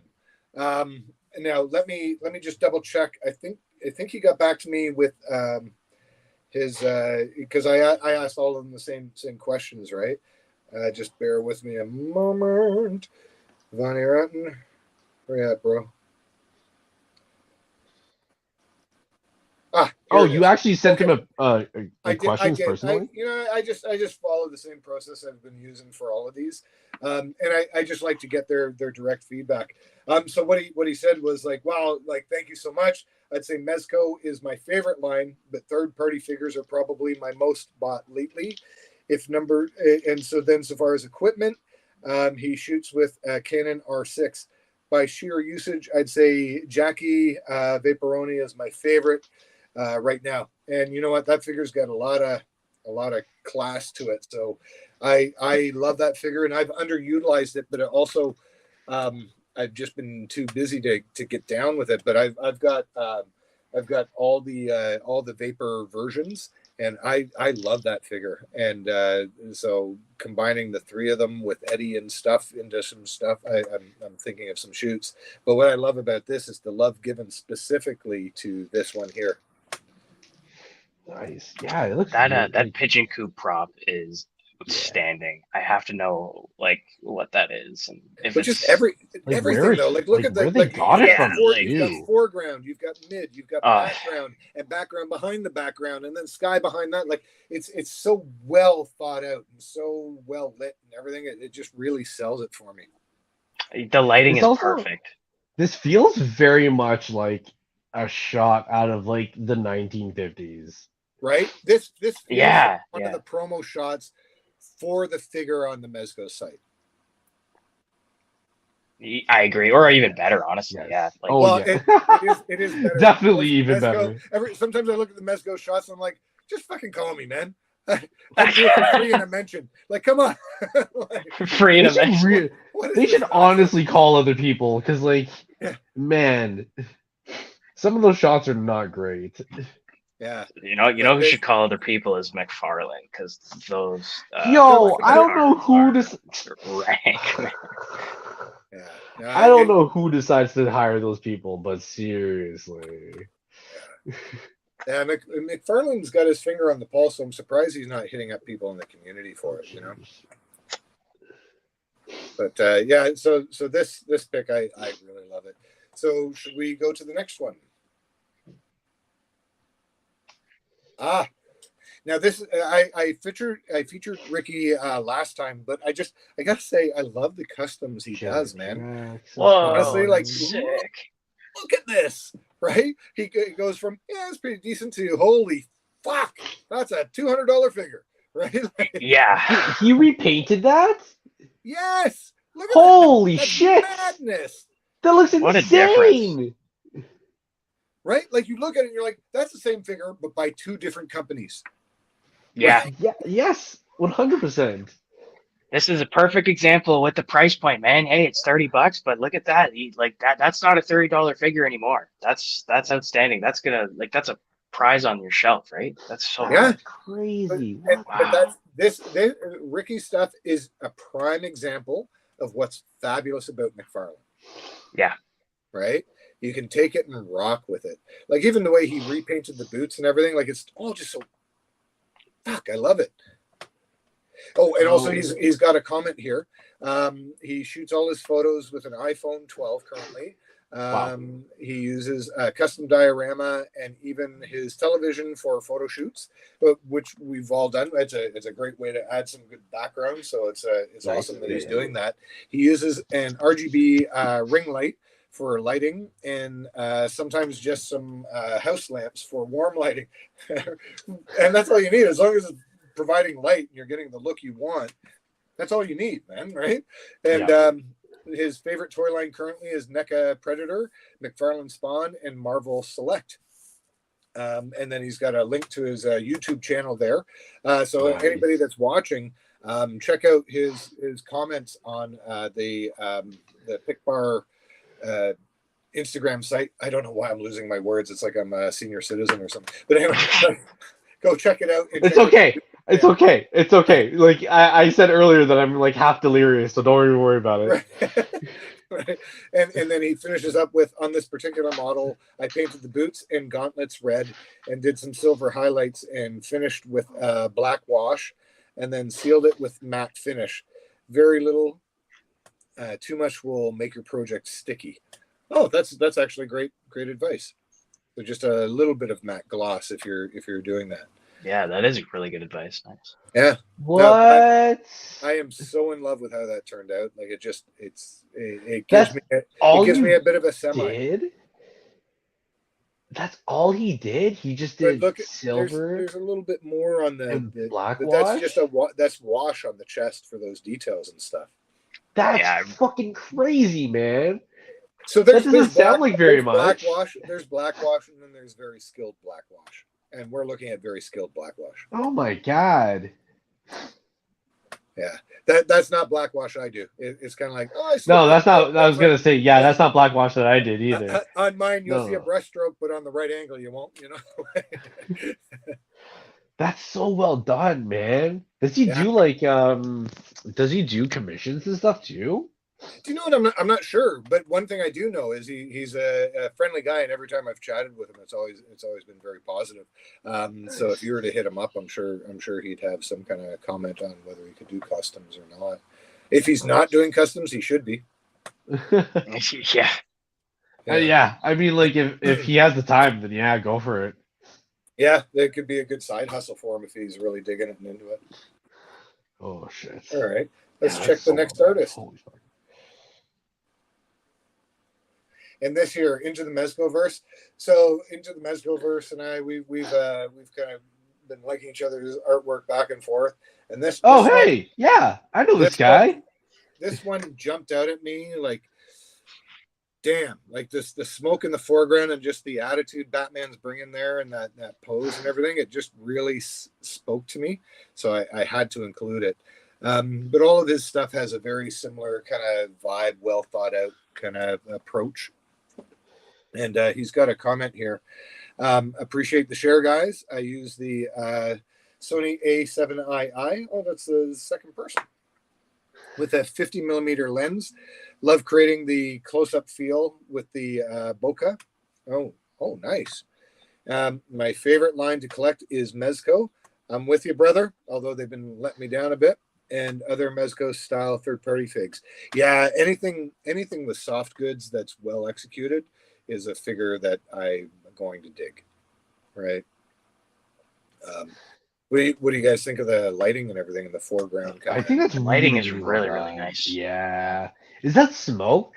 Yeah, it's a bit. That's it looks so like good, dude. like that preformed smoke where you put light in it, and but it has that good smoke effect. I had talked to him previously because he was asking for advice on shooting at like fight scenes. And I was like, okay, like he really likes doing blur stuff. And I was like, you can use blur, but you have to use it sparingly for fight scenes. But like for his work specifically, like if it's a single shot, yeah, like just keep using blur, go for it. But like if you want to do fight scenes, you can't use blur all the time. Like you have to have blur is something you use for the big finishing blow. Or for that initial kind of counter or whatever, but you can't use it in every shot. Yeah. And I was telling him that you have to see the shot. You really have to see the shot. Yeah. But blur doesn't help with that. It was just like, but for generally what you do, like you can pull it off. Go ahead, just use blur for everything that you do. But for fight scenes, like just keep it crisp. Like there has to be a lot of detail there. Yeah. But he's very, very good at what he does. Yeah. I will say though, it depends on the story you're trying to tell and how you're trying to tell it, right? Like if you're doing a sequenced panel story where you're putting it like a comic book page, if you have a dynamic frame with a bit of blur on a fist or what have you, that will help sell the dynamic action on the page. So I agree it needs to be crisp, but there does need to be in a sequence a selling scene that kind of sets the premise for the aggression. But again, that's my storytelling, right? We all for sure. We've all developed our own approach to things, and there ain't no right or wrong way to do it as long as you're feeling good about what you're doing, right? Yeah. But this picture really spoke to me, and everything he does, it's always got that.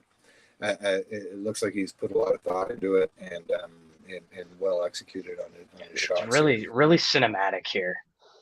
Oh yeah. Like I could totally see like like it feels like this could be like part of a shot, like a broader like movie shot, and like they just kind of got that. Totally. Really cool. That's what I dig about it, and I love that he didn't feel the need to show the full figure. You know how sometimes like you're shooting a figure and it's gonna be like, hey, he's in a really cool dynamic pose, but here he is, all of him, like and the way what it reminds me of? I was trying to figure out why I was like, this is really good and I really like it. It reminds me of the first scene in the Batman where you see Batman coming out. Yeah, that's right. The shadows. That's it. Yeah, you're totally right. Oh my god, man, it's so good. Oh, that's what like. Yeah, no, this is such a great shot, man. He did such a great. It's so much attitude, right? Like it really sells. I really like the variant of that figure, by the way. I really wish I owned one of those. That looks really good with the all black suit. That Sovereign Knight, like, what's it called? Because it's not a stealth suit. It's like black edition. Yeah, like, oh man, I want to make a custom Batman with that color scheme now. That's really cool. Just like black on black on black. Yeah. It looks fantastic, right? It looks really good.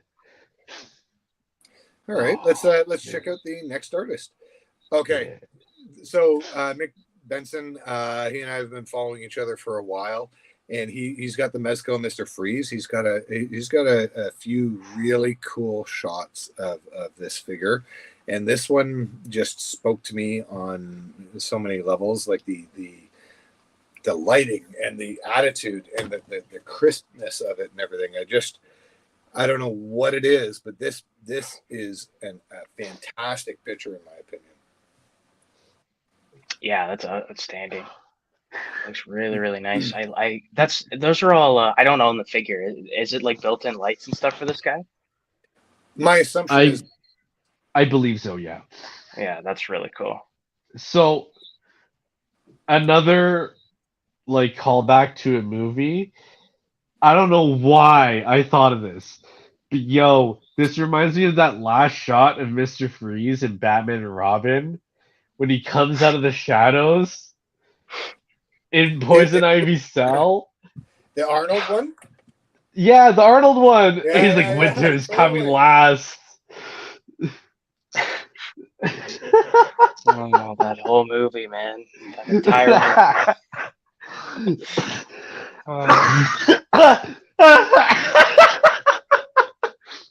Man, yeah, because his shoulders light up, right, in that movie. Because you don't see him, and you just hear him talk. And then his shoulders light up, and then he starts talking. Like, that's what this reminds me of. That's what it looks like. Doesn't his like mouth light up too? But it's not like his whole face. It's like his mouth. There's just like it's the chin strap. It's like underneath the chin. It's so stupid. It's so dumb. I love it. The movie's such a disaster. It's so good. Yeah, but there hasn't been an updated Clooney Batman figure in a very long time. We need one of those. That Batman franchise went off the rails after Burton, as far as I'm concerned. But that's just my humble opinion. I mean, for sure. I mean, like, it completely went off the rails, but like, you got some pretty iconic moments from like Val Kilmer's ass in a Batman suit. Yeah, that was iconic. Oh yeah, we definitely needed to see that. The nipples on the suit. Yeah, that was awesome. Yeah. Oh yeah. I was gonna say like the Riddler, Two-Face, like that, like all that stuff too. That stuff's iconic too. Jim Carrey did a good job. I don't care what anybody says. That was an awesome performance. Right? Freeze in hell, Batman. Oh boy. Well, it's always best with Arnold's. Arnold makes everything better though, like as far as I'm concerned. Right. Yeah. So now, so McBenson, there is a blurb here, but he provided me a little bit more in chat, so I'm gonna read that. His favorite line is definitely the 112 Collective. He just uses his phone with some lights and backdrops. He was saying he needs to step up his dial game. That's debatable. I would say step up your dial game if that's where you feel you want to take your photography. But there's lots of great photographers out there that don't use any dials. But if you feel like you need to go there, which I did, which is why I started buying all the dial stuff, then go for it, man. Because everything you're doing is looking awesome, McBenson. This particular picture was just on my phone with no lighting aside from a room light and the lights from Mr. Freeze. That's pretty amazing, right? Nice. Yeah, that's really, really well done. And I mean, if you're trying to go for that that scene from Batman and Robin, you nailed it, man. You did it. Yeah. But I think this is a great shot. Well, a great eye for lighting, and regardless of how the lighting was accomplished, this was done with an expert eye, right? The thing is that like you don't need anything fancy to do really nice lighting. You've never nobody's ever needed anything fancy to do nice lighting. No, well let's be honest, man. I mean, when I first started doing the shoots, it was all the room lighting and whatever lamp I had or whatever, right? And Same here. I bought some dollar store button lights that I put in scenes off to the side to try and I was going through double A's like crazy, but whatever spent way too much on double A's. Yeah. Insane. Now he's got some additional comment here. His current all-time figure is Rumble Society Doc Nocturnal, which I mean that's a wicked figure. It was his introduction into the original, and it's been within arm's reach in my room for 3 years since I received it. So I can't say as I blame him, right? Like even though Mezco's kind of pissing me off with their QC and everything, when they get it right, they really get it right. And all the Mezco figures I have, sometimes I feel like I don't give them enough love. But it's this, like I was saying, this shot is just incredible, and I really dig it. Dude, that's how I feel about I got the Iron Fist Mezco a while back, and I still haven't really done much with him. I feel bad. No, I thought you were utilizing him quite a bit at the beginning. Oh yeah, for sure, but I haven't done anything with him recently, right? So I've literally got figures that I bought. I could see stories with that I haven't shot yet. Oh yeah, me too. So many.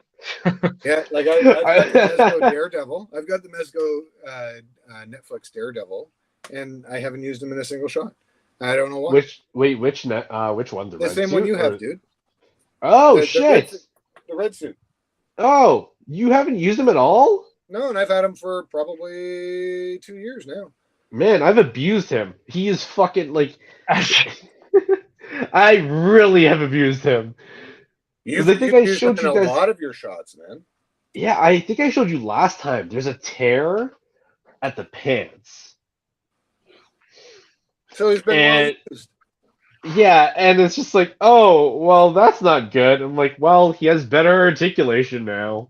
Well, what I can say about my my Daredevil is I was practice posing him while on a call with work, and then accidentally dropped him into my coffee cup with one of his legs went into my coffee cup, and I was like, well, that's not good.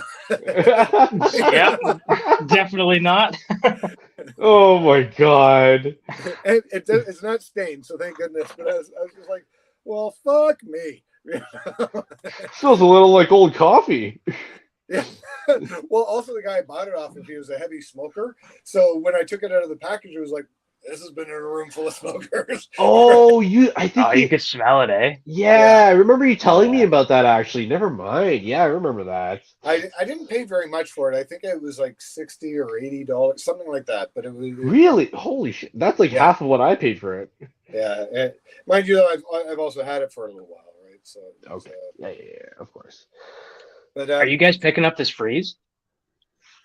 well, you know what? I like the way it looks. I've heard different things about the articulation. I think if I'm flush and if I stumble across it like out in the wilds for like less than 200, I'd probably grab it. I agree. I think if I saw him in the wild, I'd get him. I definitely I didn't pre-order it or anything though. Yeah, Do you yeah. got do, I missed the boat on pre-order. He was a pre-order from like about years ago. do if you I'm not got do mistaken. you guys want my pre-order for him? Did you? Oh, did Has you? it not arrived yet? Yeah, I pre-ordered him. Did you really, Yeah. brother? I'm seriously. I'll now. I'll take it if it's at the same cost. It's But it's if you from my want to make old some money, work, so listen, it's probably if you going want to to be make like money, two something. yeah, if you want to make money off of it, though, I won't. I'd rather just pay the market value. But anyway, we can talk. I don't want Yeah, to. of course. Yeah. Yeah, and also I wouldn't want to take an opportunity away from you if you could make some. No. Cash. No. I don't. I don't need another figure. That's like that. All right. Well, I think I'd be down for that because it's a type of figure I think I could get a lot of traction out of. Okay, all right. I can still get a discount from my work too, so it won't be exactly like Canadian conversion. So it'll be closer to like 200 rather than two. It's like I think it'd be like 260 after conversion. Whoa, that's a lot. Yeah, Yeah, he's expensive. I didn't know that. yeah, because it's like Well, the because it's not a conversion rate normal. screws us every time, right? Like it Yeah, Yeah, says it does. it says $100 on their site, and then by the time shipping and everything is in, $100 figure just became 200 easily. yeah.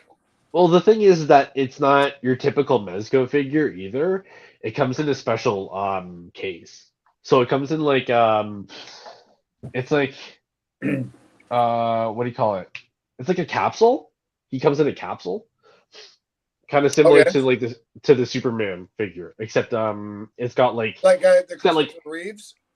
yeah, except it's Yeah. what's it called? Oh wait, I don't think it's metal, but it does have like frost across it, and it says Mr. Freeze on it, so you can see like his eyes um in it, Right on. like on the box. Pretty cool. Yeah. You have to look up the box. Like I'm not explaining it well because I'm fucking delirious. But yeah. Are you delirious, Jazz? You haven't mentioned Yes, I that. I can't get my thoughts like straight together, man. It's fucking ugh. Right on. All right. So can we check out the next artist, please? Ah, yes, Figures of Justice. Another freeze. Yes, and you know what I dig about this guy's artwork is usually a single figure, and it's kind of this mysterious sort of background, blurry thing. But every one of his pictures, I want to know more about the story, and to me, that's artful story introduction. Right? Like I look at this picture, and I'm like, I want to know more about what's going on. Yeah, definitely. No, I really like how whatever he has in the background there, like in that sort of right quadrant. It's like it looks really cool. Yeah, I what want to is look at Exactly, it. that, right? man? Like, what is it? I don't know, but I'm curious. And Mr. Freeze is up to no good. And what is it? I don't know. I want to see the next frame. You know, like it pulls you in, and that's what I like about his shots. Now he's got a blurb here that I'm going to read as well. Oh, hey, that's me. So he uses Canon EOS Rebel T6i. And while his collection is mostly McFarlane, he does have a few Mafex that he really enjoys photographing, taking pictures of. And also he thanked us for featuring him. Now, in zooming in, one thing I would say, just as constructive feedback for you, Figures of Justice, I think what you would want to do is for this picture, get his facial features more in focus and keep the background blurry, and that would make this pop even more. But even as it is, it's I love the impact of this picture, and it makes me want to know more about it. And I hope that feedback is well received, because I think the stuff you're doing is really dynamic and it tells a story every time. Right. That looks So really, really good. yeah, Yeah, like really there's cool, just man. there's so much promise there with it as well. In that I can see his eye, and then there's a bit of room for refinement, but having the eye for that story is what attracts me to it, right? And then there's opportunity for some refinement there. So I think that he's got a good thing going with his shots. Yeah, he's definitely got that mood lighting down too. Yeah, Right? the lighting's so good. Yeah, I that is love so, the light good, blues. Yeah, yeah. And it I'm all trying not. I'm trying not to think of fucking Batman and Robin, but like it's still going back to Batman and Robin. It's just so like, oh man, yeah, that's really, really well done. Good for him. All right. Let's see who we've got up next. All right, the Pic Bar promotion. I'll just wait for it to So, load. Oh, nice. I think this is one of mine. Just wait right for it on. to load up here. Yeah, there we go. Nice. Look at that. Yeah, I thought Holy this was shit. fantastic. I'm not sure. I didn't hear from this guy. I'm not sure if that's like vape smoke or if that's like atmosphere can stuff. But I mean, it looks really good. And it definitely Based has on the based on atmosphere. the density, I'd say it's vape smoke, because atmosphere in a can just doesn't come out that dense. Yeah, well, I mean, I think it like looks really really cool, and I love like it. It's just like I think it's like a little red light or something that he's got going there, but it's such Yeah, it's great like mood lighting. red. The subtlety and the decisions made on the lighting, like I just Yeah, dig that there is like some kind of armored dude at the bottom that Batman has just fucked up, and he's looking down at him like, I think "This that's is a the way, motherfucker. scarecrow. You're gonna Yeah, drop is that it." Scarecrow? I think. Yeah, I Oh think yeah, that's it's Arkham Scarecrow. Scarecrow. That's Yeah, Arkham Scarecrow. Yeah. Yeah, that's no. So I thought this was great, and I mean this figure is. I've been seeing everybody just do really really awesome stuff with this guy, so I wanted to give a shout out to somebody that managed to pick this this is one up. so. This is so cryptic too, because like it definitely gives the Arkham vibes, especially with Yeah, like wearing a different suit and then him standing over a scarecrow like that. Like it's definitely Arkham Knight vibes. the Keaton suit's in that game too in Arkham Knight, so I mean, Yeah, yeah, man. it Oh my definitely god. works, right? Yeah, it looks so much better in the game than it does in the actual movies. Yeah, yeah, it does look really good in the game. Yeah. Well, okay. One thing I will say though is back in 1989 when that movie came out, that costume was kick ass compared It to still everything. is really, really good. I still think it's really cool. Yeah, Like Yeah, I it's still mean, one of the best suits. it was yeah. pre-internet era, so I remember picking up magazines, reading about it, and they made multiple attempts to get the suit to line up to his musculature and stuff like that. And so the final version lines up to how his muscles move and everything on Keaton. Yep. Yeah. They had to make. They also had to make two suits. They had to make a suit for Keaton so that when he performs, he can still act. But then they had to do a second suit where it was more versatile for the stunt double, so he actually can move his head and he can like get really low for fight scenes. So There's that's a version where he can move his head. I didn't know that. yeah, yeah, man. So Oh when you go to watch the movie at the very end in the church when he's fighting Joker's men, you can see him actually turn his head when he like wow. Oh looks wow. Okay. away. Yeah, man. And it was I'm just gonna like look for this. I was like, wait, what? And he like you could tell that he like looks down rather than just looking up and having to turn like that like with his shoulders. I was like, that's not how that suit's supposed to work. Yeah, it's really well done, and that shot is just fucking phenomenal. Like so good, dude. So well done. Outstanding work, man. Keep up the Yeah. good work. Collectible figures, SoCal. I think that's how you pronounce his name. Anyway, amazing work, man. This was awesome. I think we can go to the next one. Oh wow, story right out of a comic book frame. Yeah, this is and he actually in his post shared. It's based off of his favorite comic. One of his favorite panels, and he actually shared the panel, and it's like spot on too, which is also awesome. As soon as I saw this, I was like, I have to feature this. I think it was one of the first ones I picked, and yeah, I mean, this is textbook storytelling. It's just perfect. Everything about it, the set design's amazing, the lighting's amazing, and the way that he's got all of the figures posed, it's just like it sells it. I mean, I don't know. Well, you look at it, and it's instantly translatable to this is a comic book frame. Yeah, exactly. Do you Angle is remember perfect too. Do you remember what the comic is? I can read it if you want. I don't. What was? I think my was it Hush? Could have. No. You know what? I don't know. I don't want to say the wrong thing, so I'm not 100% sure. I was gonna say because like it doesn't say in his comment. I can see the comment now. Yeah, it doesn't. I can see the comment on my computer. I can read it out. So he was thanking everybody for the feature. He uses a Nikon D3100 with a Nikon micro 40 millimeter lens. His favorite figures to photograph so far are NECA and Mafex. Nice. And Batman are his favorite characters to photograph. And I mean, I'm not surprised. This is outstanding. So That's clearly really a huge good. Batman fan here. There's a lot of love put into this. Yeah, no, it's a great. I'm not sure. I want to know what like that commissioner figure looks pretty cool, and I feel like it's the DC Direct one, the Hush version. But I'd be really curious to know which figure that is because it looks great. And I need to pick. You know, it could almost be. What's his name? You know what? I can't remember Never mind. I can't remember the figure's name. So this doesn't matter. But there's that. Is it Constantine? Oh, yeah, it could almost be a back of Constantine, right? the jacket there. That could be Constantine. Yeah, but it definitely has Gordon vibes, right? Like it's not the first. Yeah. Like you think that's Gordon and Batman, but then if you try and pick it apart and figure out how he did it and what figures he used, it could be Constantine, like the McFarlane Constantine there.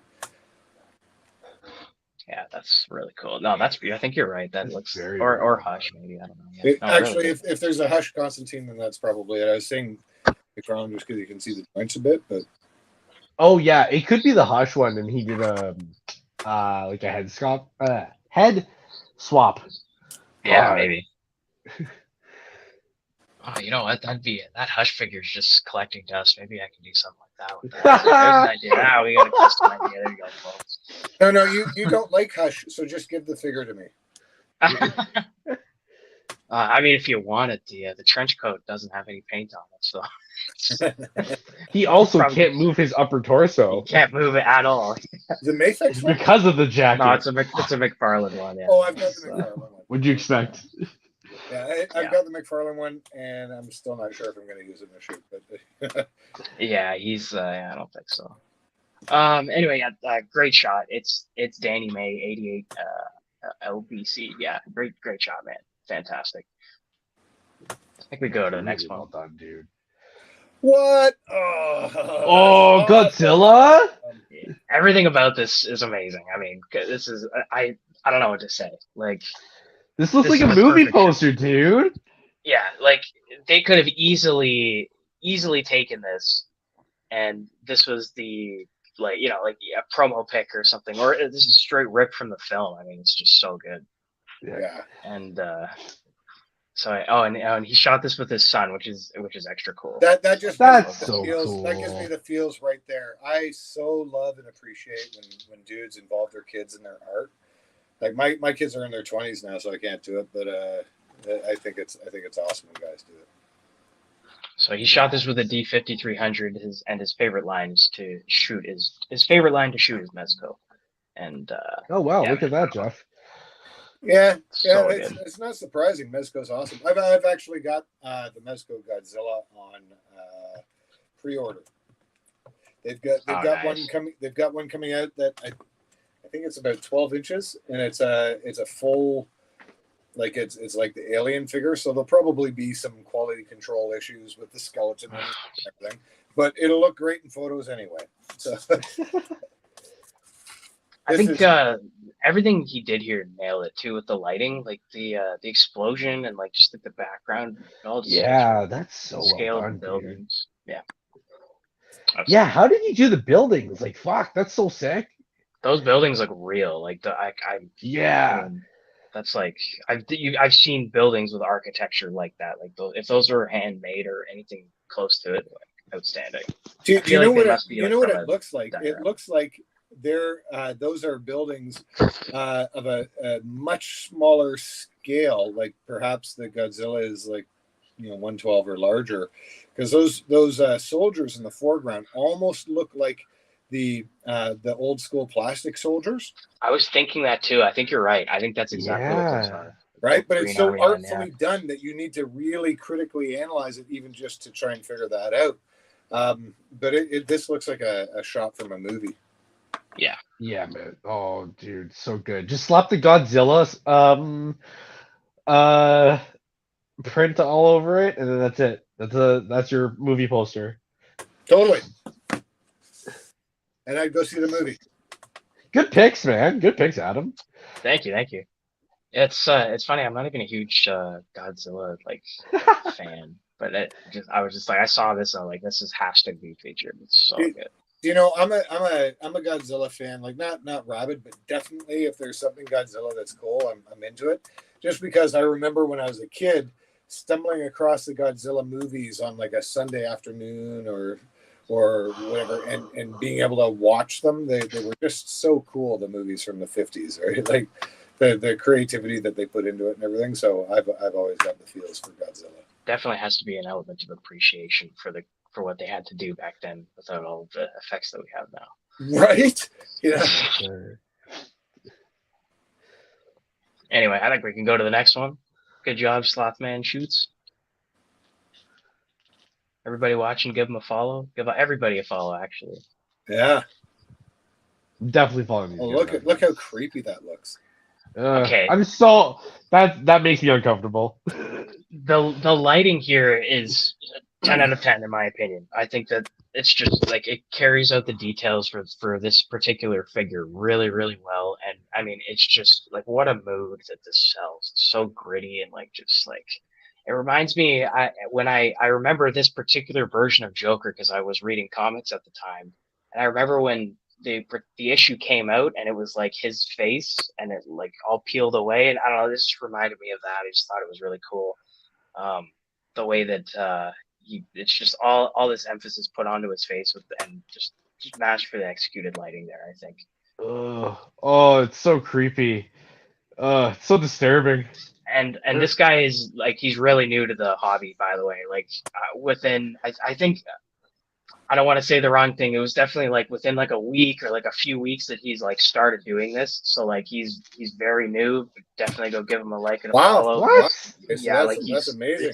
Brand new. Has he done photography before? I think if this is the guy I'm thinking of, yes, and he does like other stuff too. But yeah, like this is he's new to the toy photography stuff for sure. So I was gonna say because like that's really good for like a new toy photographer. Anyway, welcome to the community, brother. Like good work. This so good, so well done. Yeah, I like that a lot. I'm so disturbed by this. I like always never liked that idea. It's not that I didn't like the idea. It's just like it was so creepy seeing Joker's like face reattached with leather straps. That particular, I think it's number 13 of the New 52 run. It is so creepy. It's like it's just his face, and you open it and like it looks. Oh man, I remember seeing that when I'm getting it, just being so blown away. And he kills a bunch of officers in GCPD he just goes into the GCPD and kills like a ton of people and like some like actual like important characters and stuff. And it's just that's and then he just gets away with it, and you're like, oh, okay, well this is gonna be wild. Yeah, and then he shows Jim Gordon the face. before he like grabs it and leaves. Yep. I was like, oh, that's gross. It's He peeled disgusting. off Gordon's face. No, Joker cut off his own face, then left it on Gordon's desk and let Gordon see it. Then he was freaked out by it. Then Joker grabbed his fucking face and then left. And I was like, that's gross. Yeah, and then it's like That's stapled crazy. on. He staple guns it on for the rest of the run. I'm pretty sure. Yeah. And Ugh. I don't even think I finished the new 52 run because I got too busy and it got too expensive. But yeah, like it's really cool. Oh. And yeah, he was saying his favorite toy line to photograph is McFarlane's DC Multiverse, and I have to agree with him there. I mean, we were talking about it before. It's just cheap and they're almost disposable, but they also are like they look good if you put some effort into them. And yeah, I think it's a great line overall. It gets a lot of hate, but I think what he's doing is but I mean, look really at the variants, right? Like here's some others that I've got sitting around. Right? Just I swapped the blue head off the red guy and the red head off the blue guy and matched them up so that they're not. Oh, nice. Oh, the Warhammer's nice. Yeah. Nice. Yeah, Yeah, those cool. look really good. Yeah, I've stayed away from the Warhammers because I know it's another one. I got these for free. Super. Our buddy Zach gave these to me. He said, Oh, nice. Because he wanted to focus more on the Joy Toy stuff, and he was done with the McFarlane ones. He said, "Do you want them?" And I'm like, "Yes." Oh, Do so you want sick. next one? Yeah, next one. Sorry. Oh, And so fun. this one is so this guy is actually part of our toy group as well. I believe Jack Ross, I think is his name. Anyway, 76 Minds. This he does beautiful work. It's absolutely unbelievable. I mean, everything. If you go and look on his page, like everything is just like so. There's so much atmosphere and just so much detail put into it. And he's a Lego guy, and I mean, I think that a lot of those guys just do such excellent stuff. Well, look at the lighting. They're a whole element of our community that I think should be appreciated, and like this is just so good. Come on, like that lighting on the bar, just everything about it. It just looks so crisp, so real. Yeah, and well he's everything. All of his shots are like this too. Like if you go, it's just like everything is super well thought out. Like this is, I think, I'm really big into the set design when I'm looking at stuff like this, and this guy knows set design, masterclass. I mean, excellent, super well done.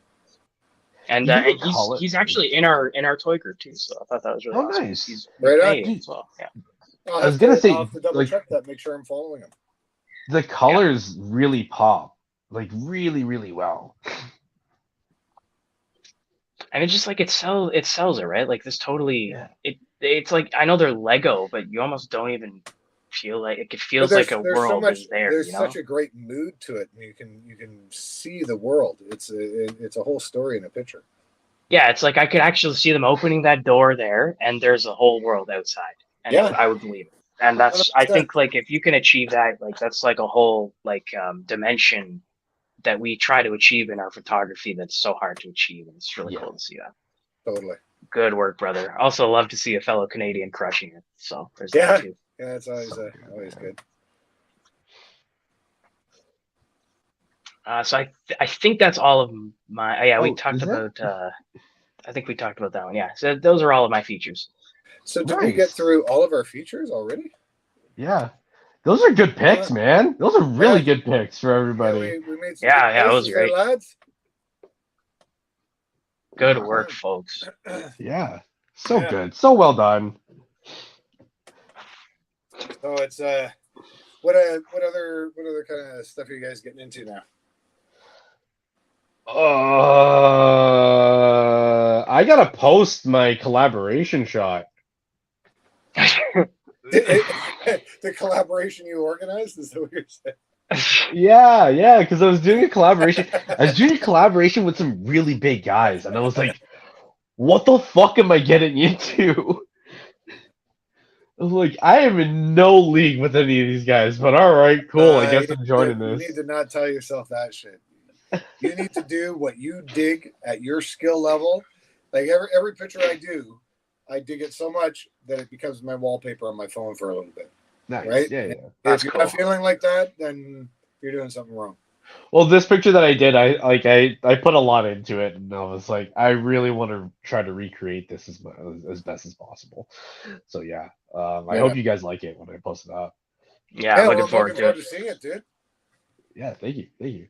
But yeah, that was the last thing that I worked on before I got sick, and now I haven't done anything, obviously. Sick sucks. Do you know? I don't know if I told you guys. I bruised my ribs mountain biking just at the beginning of my vacation. Yeah, you're telling us about that. Are you Yeah, like? you did Fuck, tell us. they're Yeah. still sore. Like Oh God.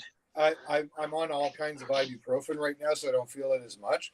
But yeah, I totally like there's this mountain bike trail. I had all my camera gear in my knapsack and everything, and I went down this hill that I've been going down for over 20 years, right? And I just had this holy shit moment, and I hit the brakes. And if you know mountain biking, it's about momentum, right? Like you got to get that momentum and just ride those rocks, ride the rough patch through, get through it to the safe spot, right?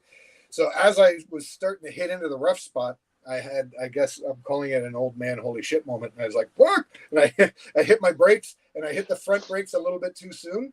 And I started to go over the bars.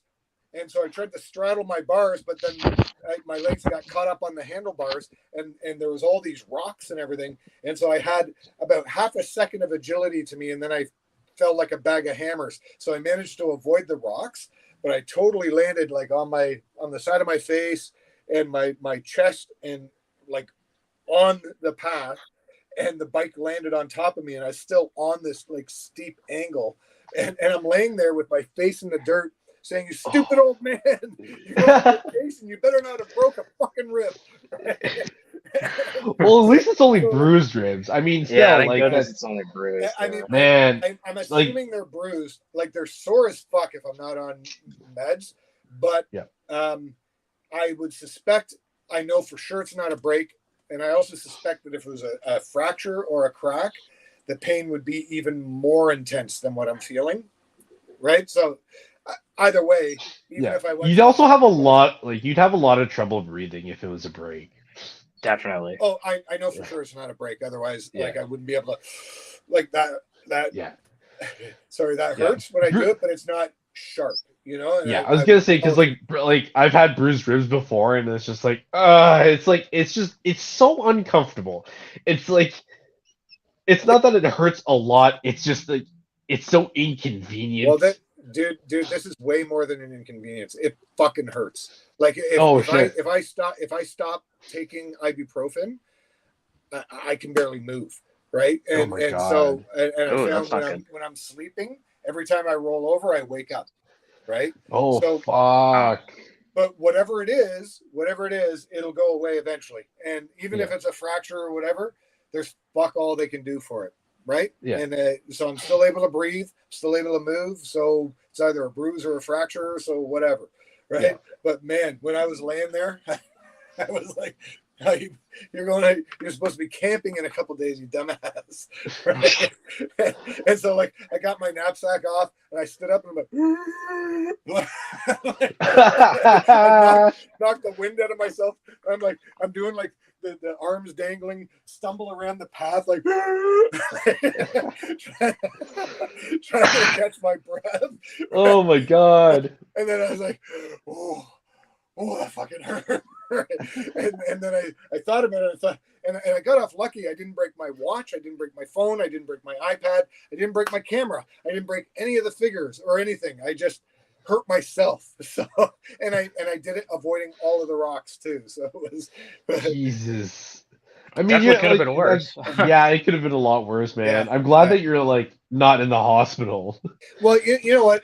I think what helped me is I still have some athleticism and I'm still reasonably fit, even if I have sciatica and whatever, but like I'm still reasonably fit. So I think that's pretty much all that saved me is the fact that I had a little bit of agility there to avoid some shit. And then after the agility part, though, I just felt like a bag of hammers, right? It was just like right? But yeah, it sucked. But I thought I'm already out here. So I finished my bike ride and stuff. Like I still did some riding. And then I went back to the house, but that sucks. And when I was camping, it was horrible on the cot. But Oh yeah, I bet. Oh fuck, I can imagine. yeah, and it was so cold, right? Like in the mornings, I'd wear like a winter jacket on my hikes, and then in the afternoon, I was literally in a tank top and shorts, sweating my ass off. And at night, I was sleeping in jeans, socks, sweater, hoodie, vest, and multiple blankets and a pillow. Right? Jesus. It was That's crazy. but it was awesome. It was awesome, right? Like I was just out by myself and just having a good time. It was great. Nice. And I went for a swim in the lake as well, and it was ice cold, but it was so refreshing. Nice. It sounds like a lot of fun, man. Yeah, no, I dig doing that. I used to go camping with my kids all the time, but now they're in their 20s. They don't give a shit. They don't want to hang out with their old man, right? So, I just go by myself, and it's a good time. Nice. That's good. So, what do you guys? Do you guys have anything coming up? I know September is going to be big for you, Alex. But yeah, and Yeah, that's gonna be a big one. yeah, and guys, you got anything coming up? Oh, I don't know. I don't think so. I really don't think so. Yeah. I feel like I may have Actually, put you on the spot. I'm sorry. oh shit. No, I gotta help my sister move because she's moving from Mississauga to Thornhill. Okay. Oh, Yeah, that's so a she's good. yeah, so She's doing okay if she's moving to Thornhill. Yeah, I mean, but she's living with her mom and she doesn't really like her mom, so I was like, all right, I mean, by the time you're able to like move out and make your own decisions, we will have a room for you here if you want it. Yeah. So there's always that option for her, but yeah, you'd be helping her move into our mom's place, and that's really it. That's in terms of like good news. Bad news ish is that I might have to go to Vancouver soon ish. Like permanently? No, not permanently. Just for my dad because we found out that he has stage 3 myeloma. So he's getting chemo treatment. He started his chemo treatment today, actually. And it's gonna be 12 weeks with a week, or I think it's like 2 to 3 weeks break after the 6th session. So yeah, he's going through that right now, and me and my sister are like super worried. My sister from my dad, not my sister that lives in Mississauga.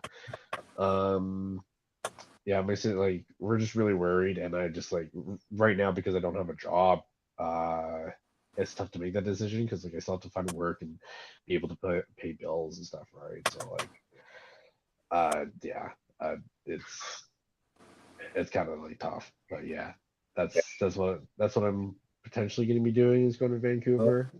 I'm kind of Well, dreading you know it what, 'cause- brother? We got to do what we got to do to keep our families together and supported and all of that.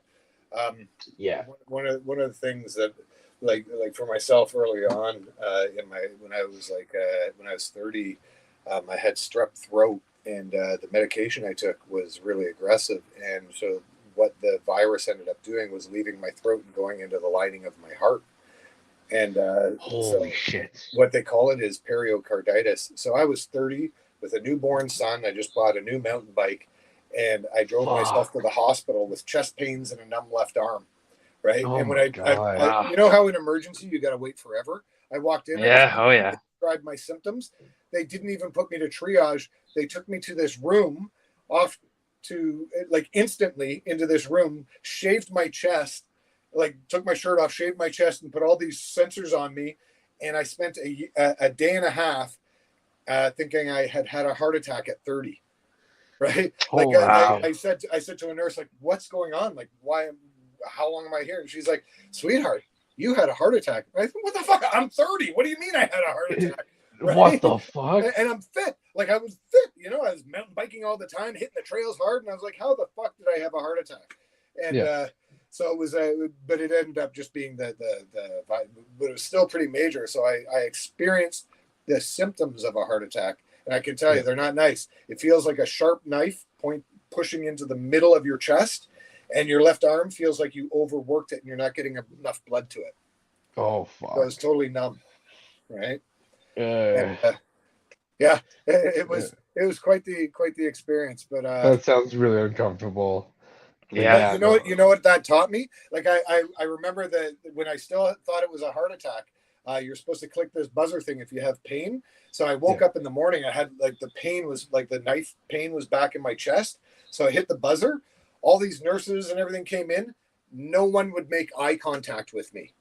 They all thought they were looking at a dead 30-year-old, right? Oh And they're spraying nitro spray under my tongue and everything. And it was a weird experience. I was looking up at the ceiling in the hospital. I'm thinking, honestly, this dirty stained ceiling is the last fucking thing I get to see. But what that taught me is death is a bridge we all have to cross. Don't fear it. We all have to cross it. I missed you. Get your wife on the camera, buddy. Pardon? Sorry? Get your wife on the camera. No. She's just asking me questions. He's saying, "Are you almost done? I need the studio for my stuff." No, you know where? Okay, hold on a second. Before there you go. Okay, on that note, you need to know where the fuck I'm filming right now. Do you want to know where I am? What's that? Do you want to know where I am, where I'm filming? Where? I'm in my fucking bed. He is in bed right now. Yeah. Right on. Right dude, on. Adam, what'd you think? At the beginning of the pandemic, dude. I there you go. Up, grab my laptop from beside the bed and run meetings, and then put my laptop back down. Nice. Yeah, it was just like, well, I can't go outside because I'm still sick. So fuck, I gotta just do it in my room. What's going on, fellas? Once again, boys up north killed it. Love it. Thank you, Thor. Thank you. It's always wicked to also, do, you man. could- Love it. Considering that Marshall was like, I'm really sick, and then you had this stuff going on, Terrell, with your family. I was like, man, this might get pretty dodgy. But you guys killed it. So my pillows were behind me the whole time. Chopping you up. Yeah. Chopping you up. Yeah, man. That's why you saw me leaning back every so often, just this is good. It's been going fast. I can't even believe it's like after 10 now, and I'm like, I feel like we just started, man. Not right now. Right? And also it was almost a full hour of us just shooting the shit. But that's what it's about. It's your show. You do what you want to do. Have fun with it. You guys did have fun. So, Thank you. I was also gonna say that I do think that this platform really helps a lot of creators who want to do podcasts to have the opportunity to actually do podcasts. Yeah, just dive in. Yeah, and actually do the things that they want to do. Be like, yo, I want to talk about this thing that happened recently in a comic or figures that have been coming out, delays, this and that, whatever else. Talking about that kind of shit. Exactly. And that definitely gives us the opportunity, gives the community the opportunity to actually do that's what we made it for, is to be an open forum. We wanted it to be as open forum as much as possible, and not the whole dream was to have it be where it's constantly, repeat faces, new faces, people just coming through like a real bar, if that makes any sense. A bar, you never know what Patreons you're going to get, but everyone comes there to enjoy it and have a good time. Well, I'm trying my best to make it like a bar with my fancy Pic sparkling rosé. This is right. But yeah, no, that was the whole goal, and I think Terrell said it earlier too. You guys grabbing shots of people that you might be seeing in the community that we don't see in the community, and vice versa and stuff. And it's wonderful, man, to be able to do that, because anytime we can do something to kind of give props where props are due, since the algorithm really doesn't, it really isn't designed for that, is a good time. If we can get out there and get people out there and let people know that, hey man, you're seen. The algorithm may not let it may not seem like you're being seen, but you are seen. So that's what, and then too, it's also the fellowshipping, because guys get to meet each other. We get to meet each other, get to talk, and and fellowship and geek out over certain action figures and stuff like that. It's that's wonderful, man. We're like, it's a great hobby in my opinion. I was Like, gonna say, like, Sure what you said, Thor, about feeling seen. That's definitely a huge thing for a lot of people who already don't have a lot of confidence, right? And mhm. you know that a lot of these people in this community are like huge geeks, and they have been geeks for a very long time, and they've been bullied for having these kinds of hobbies. So like Yes. being on the algorithm and then not getting the love that they deserve, or that that they think, and they they self-sabotage, like, oh, I'm not good enough, so I'm not gonna post, right? It's just like, yo, you're seen. Like, it's true though. Yo, you are seen. Like, these people have to know that they're seen, because like they're Yes. putting a lot of work and effort into their shots.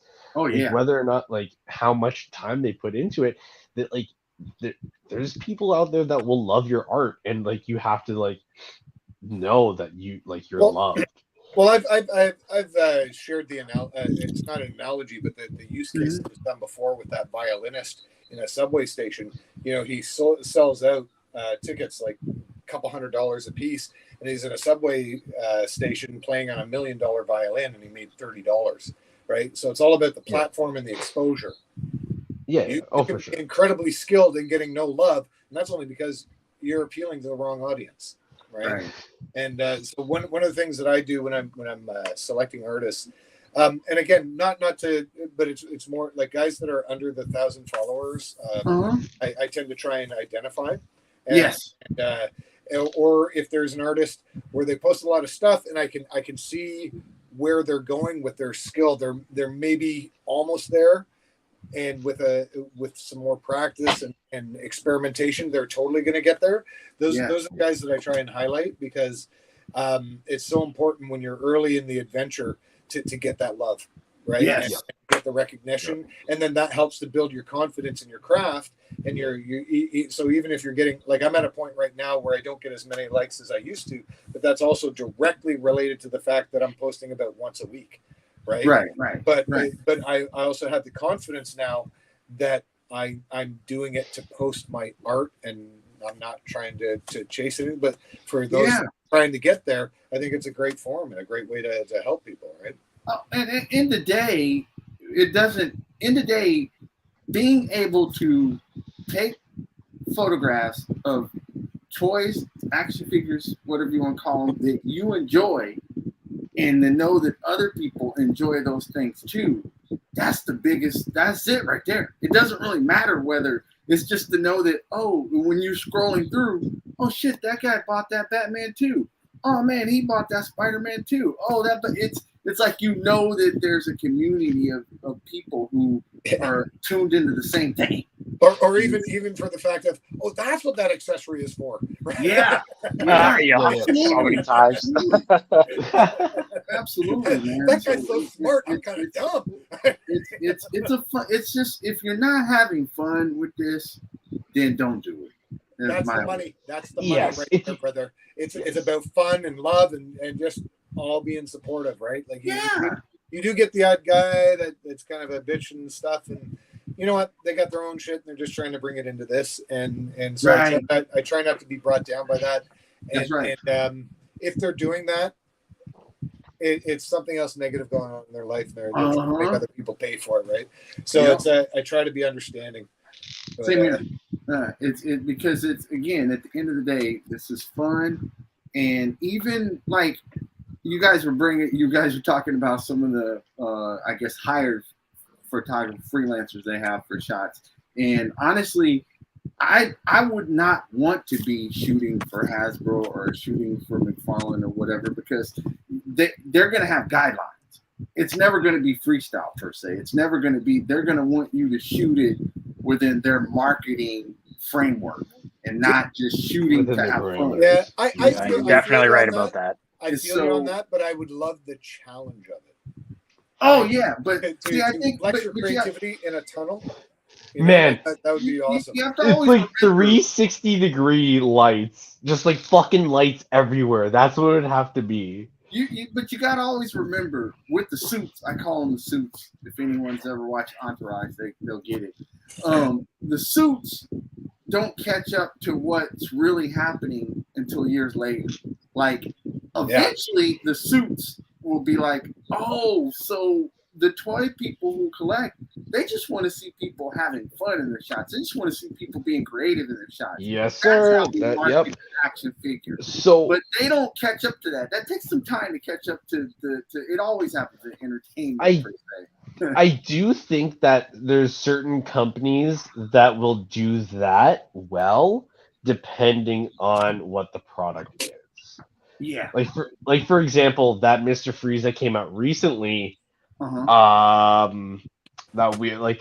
we all have, right, from McFarlane. There was someone that did it, and he's don't forget Thor's a McFarlane hater, right? So, I don't. I got a Batmobile behind me. You have the Batmobile? Oh my god! Oh, now you're just rubbing it in, buddy. Yeah. I'm just gonna leave now. Fuck it. That's it. I'm hanging up. No, but so someone did a shoot. They actually asked a toy photographer to do a shoot, and he's not a huge guy either. And he's like, all right, I'm just going to freeze this Batman and then just have Mr. Freeze right next to it. And he did it. Wow. Yeah, he like Batman frozen in a block and then Mr. Freeze is next to him with some like dope lighting. I was like, all right, sick. That's dope. And you're right though, Marshall. I think though you will find that the ones that do more freestyle and just let the artist be the artist are usually the Kickstarter guys. The guys who are loved action figures so much that they're us. They just decided to make their own line. Yeah. Most of the dudes that have the companies, they're company people. They're suits. Yeah. They don't understand that more. Like they're all capitalists anyways, right? Yeah. So fucking they always want all of our money. Well, that's part of why Hasbro's charging us so much for their. Well, yeah, because I was looking at they had the what was it yesterday? They had the little quick blurb for the Spider-Man No Way Home 3-pack or whatever. Oh my god. And you can they've gotten so generic that you could totally tell that they were just reading through a script because they know that them figures should have came with a unmasked head sculpt. They know that, but yes, 100%. So they tried to play it off like, yeah, but this one's got a different hand sculpt of web crawl. So this one's got. Dude, that's so generic, bro. I do think that.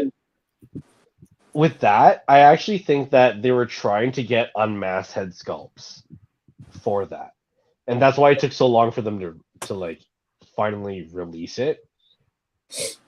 They may have been, but yeah. I wouldn't think that it would be not hard at all considering they released all the MCU figures with head sculpts. It's not hard. Well, I think it was because they couldn't get there was something to do with Andrew's head sculpt. I think there's like rights against it. Is there really? Yeah, because but Disney could have figured that out. No, because Figure Arts couldn't do an Andrew head either. Yeah, but SH Figure Arts not Disney. They don't have a relationship. Yeah, that's true. But like, I don't know, man. Like apparently it has something to do with Andrew's face. What? That, like they can't.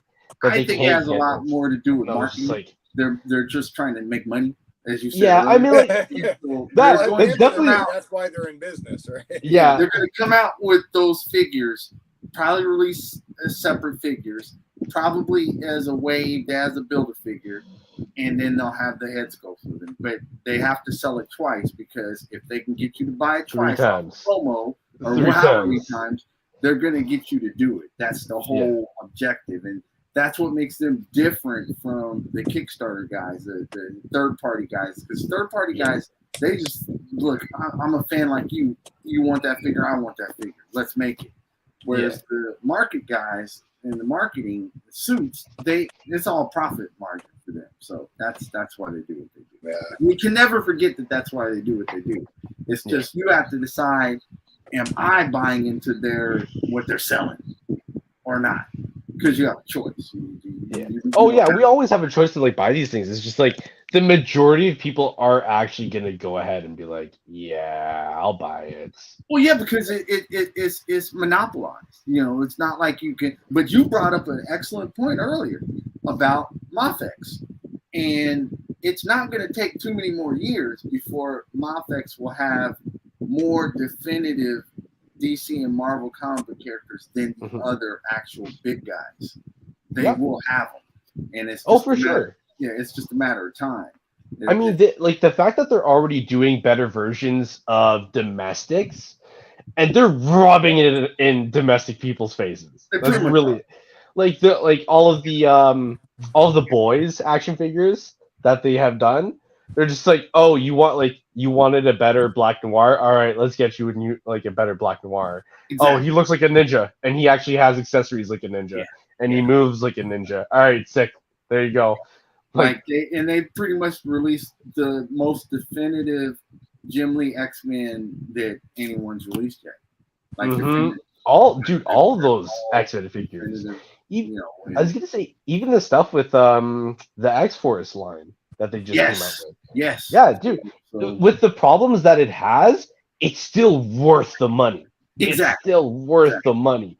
You get sick articulation, you get dope head sculpts, you get stuff you get something that you've never ever seen before in fucking 10, 15 years, something like that.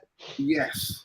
And they're not fast food releases. And what I mean by fast food releases is Hasbro and McFarlane tend to do fast food releases. They don't. Yeah, totally. They don't mess. Yeah. Mafex, you're getting the whole X-Men line. It appears, but it's paced out for you. So it's paced out for your wallet. But if you notice lately, particularly with Hasbro, it's fast food.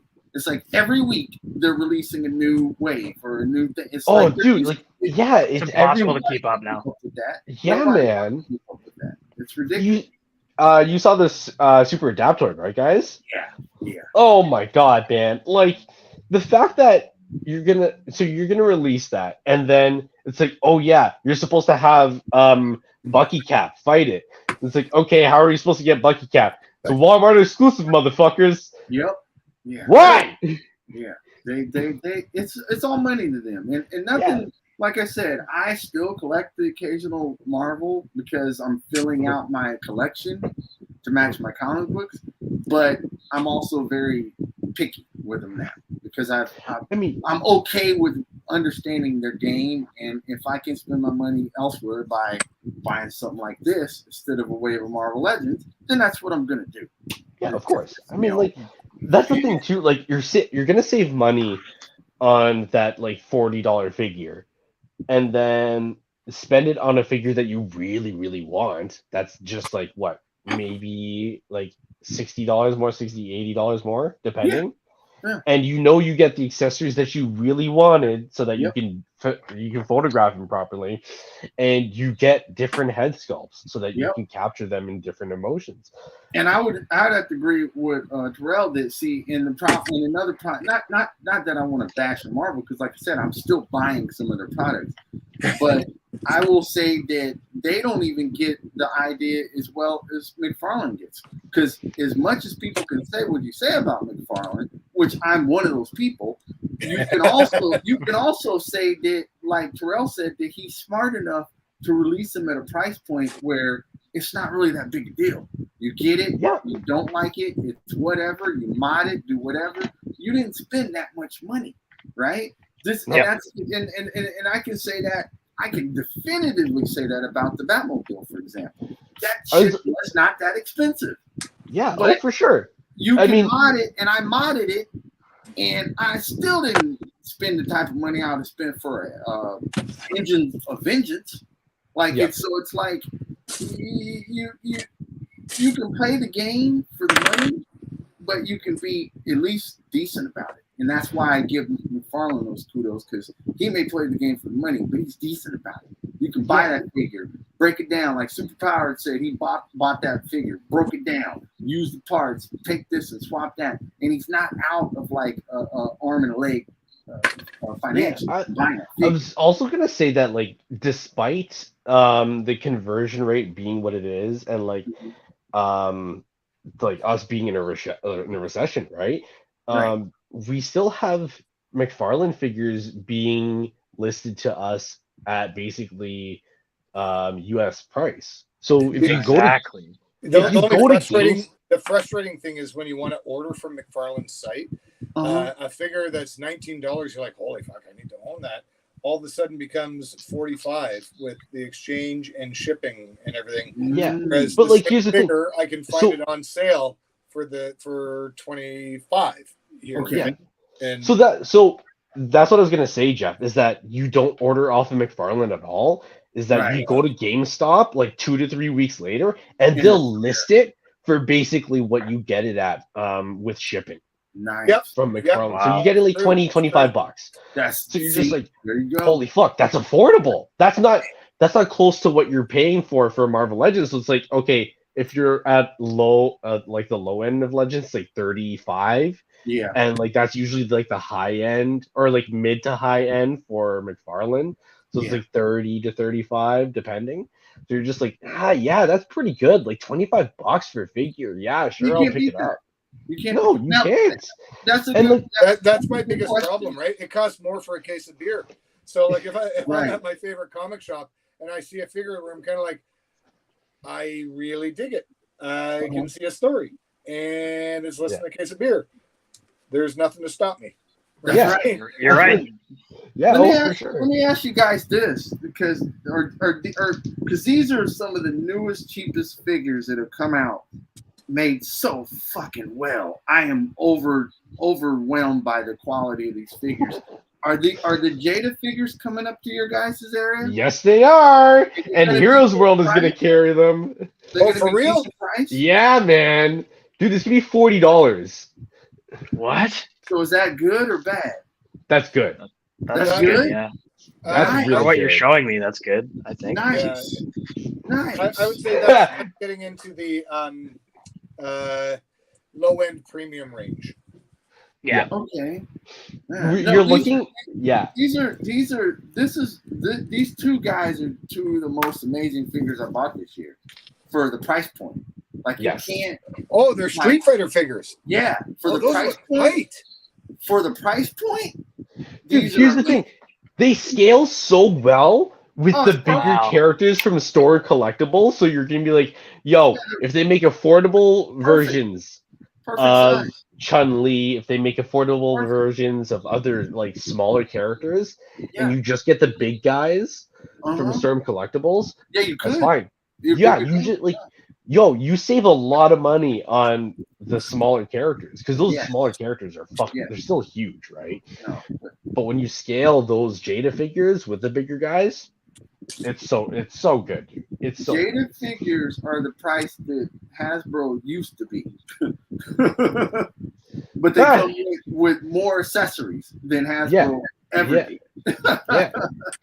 I mean, you can say that again. I mean, there's a point where it was on par, right, with US and Canada. So we were getting Marvel Legends for $20-$25, right? Okay, right.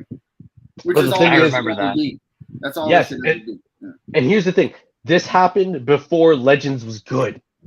Okay, wow. So Legends was shit, and nobody gave a fuck about Marvel Legends, right? Right, Because it was just right. starting off. It was around like what?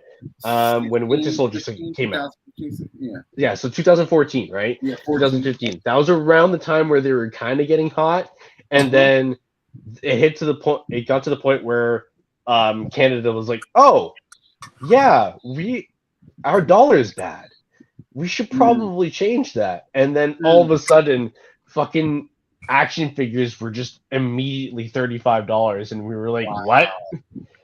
Well, with everything that's going on with the recession right now, Yeah. I had my retirement plan set. Like I wanted to retire at 55. I'm 53 Uh-huh. right now, and I'm sorry if that disillusions anybody that I'm an old guy, but No, you're not. You're not that old, man.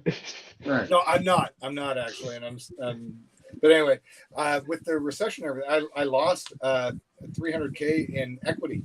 Jeez. Of my house, right? And so that our retirement plan was, and I mean we still got great equity, but that 300K was supposed to be to buy a house outright, more out west or out east.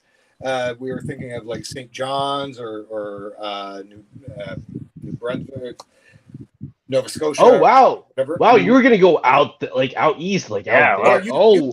you can buy a house that is like pristine and classy that would be, you know, 1.5 million here, Right. 250K out there. Oh, that's awesome. You could Right. buy absolute palaces for a fraction of the price, for sure. Yeah, man. Absolutely. So that What- was the plan.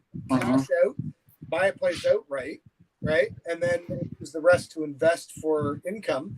And then Yes. we've also got our so I think it's a 401k you have. Ours is RRSP, right? Okay. So we have our RSPs that we Yeah. paid into, right? Yeah. And I also have a pension through my work that I Yeah. have. So we would be sitting pretty, and I still have my intelligence, my Right. knowledge, right? So I could contract out and run projects on the side, but Right. also I wouldn't give a fuck if it was going off the rails. I'd just be like, all right, I quit. You know, Yeah. I wouldn't have to worry about it because the Yeah. house is paid for and you're just paying for utilities and shit. Right. So that was the plan. So now, I think instead of 55, it's probably going to be closer to 60 where I can Yeah. retire. Yeah. But the reason why also I'm in a rush to retire is, and forgive me, I'm not being morbid, but more Mhm. practical. My parents passed in their 70s. That gives me about 20, 25 years.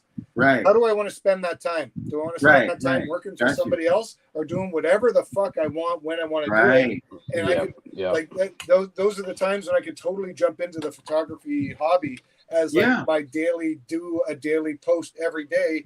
My only Right. job that day is to come up with a picture, Nice. go for a hike and do a photo, right? Yeah. and Yeah, then yeah, go of for course. lunch with my wife or something, or go see a movie or That take a would be trip dope. somewhere, you know. But But yeah, it'll come. But the recession will. did impact that quite a bit. yeah, I do think like that, like besides it affecting action figures and like Uh-huh. like just the house market in general, like Yeah. it affected not just us but also the states with fucking like groceries and shit, man. Yeah. Like Yeah. like why am I getting so little for $50, bro? Right. Like I'm getting Yeah. like I'm getting like a Well- fucking carton of eggs for $10. I'm like, bro, like what the We're What? spending And it's but that's $50 on groceries every 2 weeks. that's what I'm talking about. Is I feel like the suits, these guys that they have to start being cognizant of those things.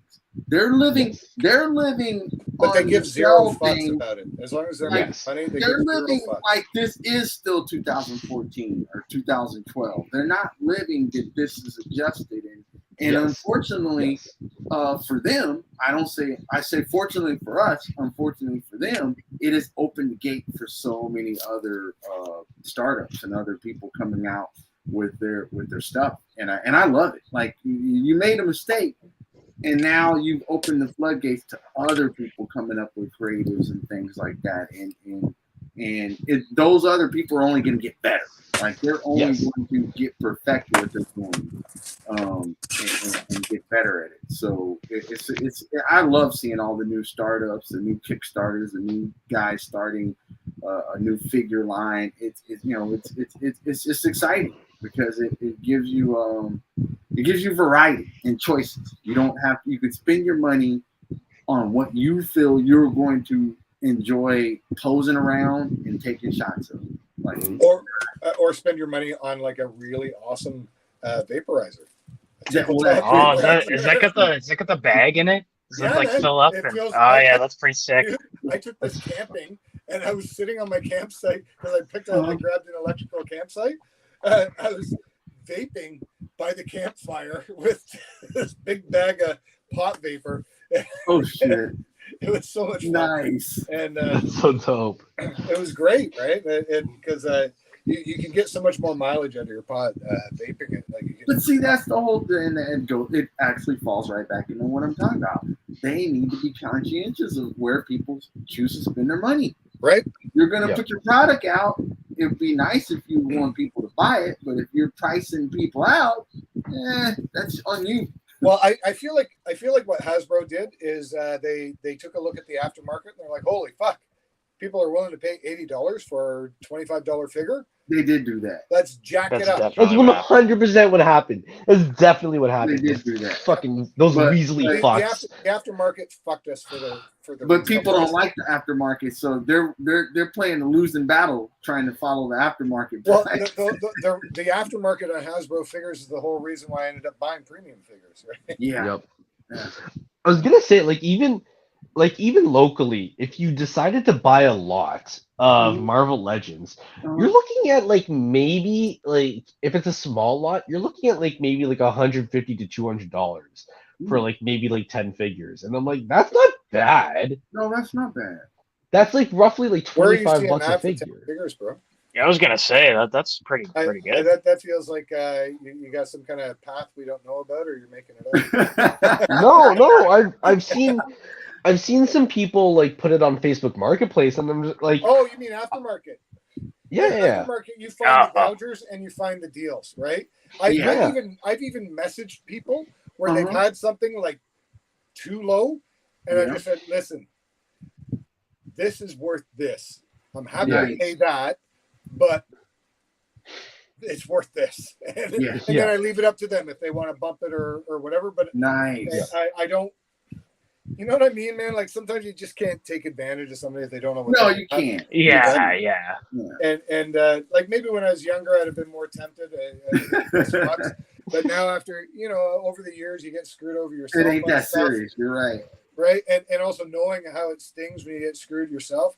It's kind of nice to help your fellow man a bit and just say, dude, you are ripping yourself off. You know that. Just so you know. Well, the other thing too is that they're part of this community in a different way, right? Yeah. So you have to know that you have to help them out in some sort of way. Even if they're not present here, they're buying the product. They're just like us. They just don't take pictures of it. So they have to understand that this goes for so much more. You should be charging more. It's either that or you fucking keep it until it's even more expensive. Exactly. No, you're right. You're right. No, that's where it's at, man. But well, on that note, I guess we'll wind down. Let you guys get some rest, particularly Marshall, so he can get well, dude. Yeah. I should probably go to sleep. My head's hurting. Thanks for being a champ, bro, and coming on, man. No problem. Got a full bag of bacon. He's filling up his bag nice. Oh man, there you go. God. You're gonna be puffing on that for a while. No, really. It goes by. And you fellas, welcome. You know this anytime. It's your show, man. Anytime you guys want to come back on, do what you want to do. It's here for you to do what you want to do. Awesome. Thank you. We appreciate Thank you so much for having us. It's always a pleasure. And hey, Superpower, you told us you were gonna give us a thing once you get that Batwing. You gotta get all right. Man. Oh, absolutely, man. I know. I gotta jump on Batwing. You want to see what's going on there. Hopefully I get a couple of weekends off in the next little bit here, and I can, not wedding planning, I can actually do it. Wouldn't that be awesome? Can't let it keep staring you in the face, man. I walk past it every day, I swear.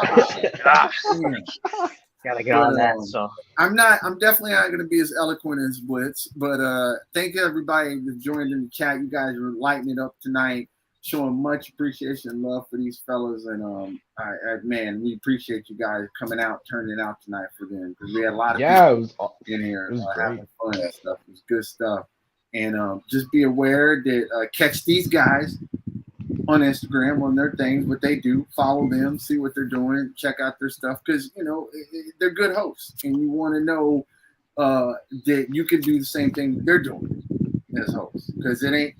If you notice, they're just freestyling and they're having fun, enjoying each other as company, and that's what the Pic Bar is supposed to be about. So anytime you want to come on, hit up any of the four of us, let us know.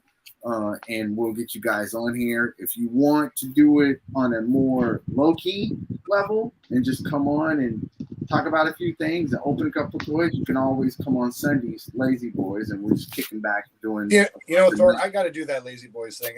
Anytime you want, come on, man. We'd love to have you on just on Sunday and kick back with us.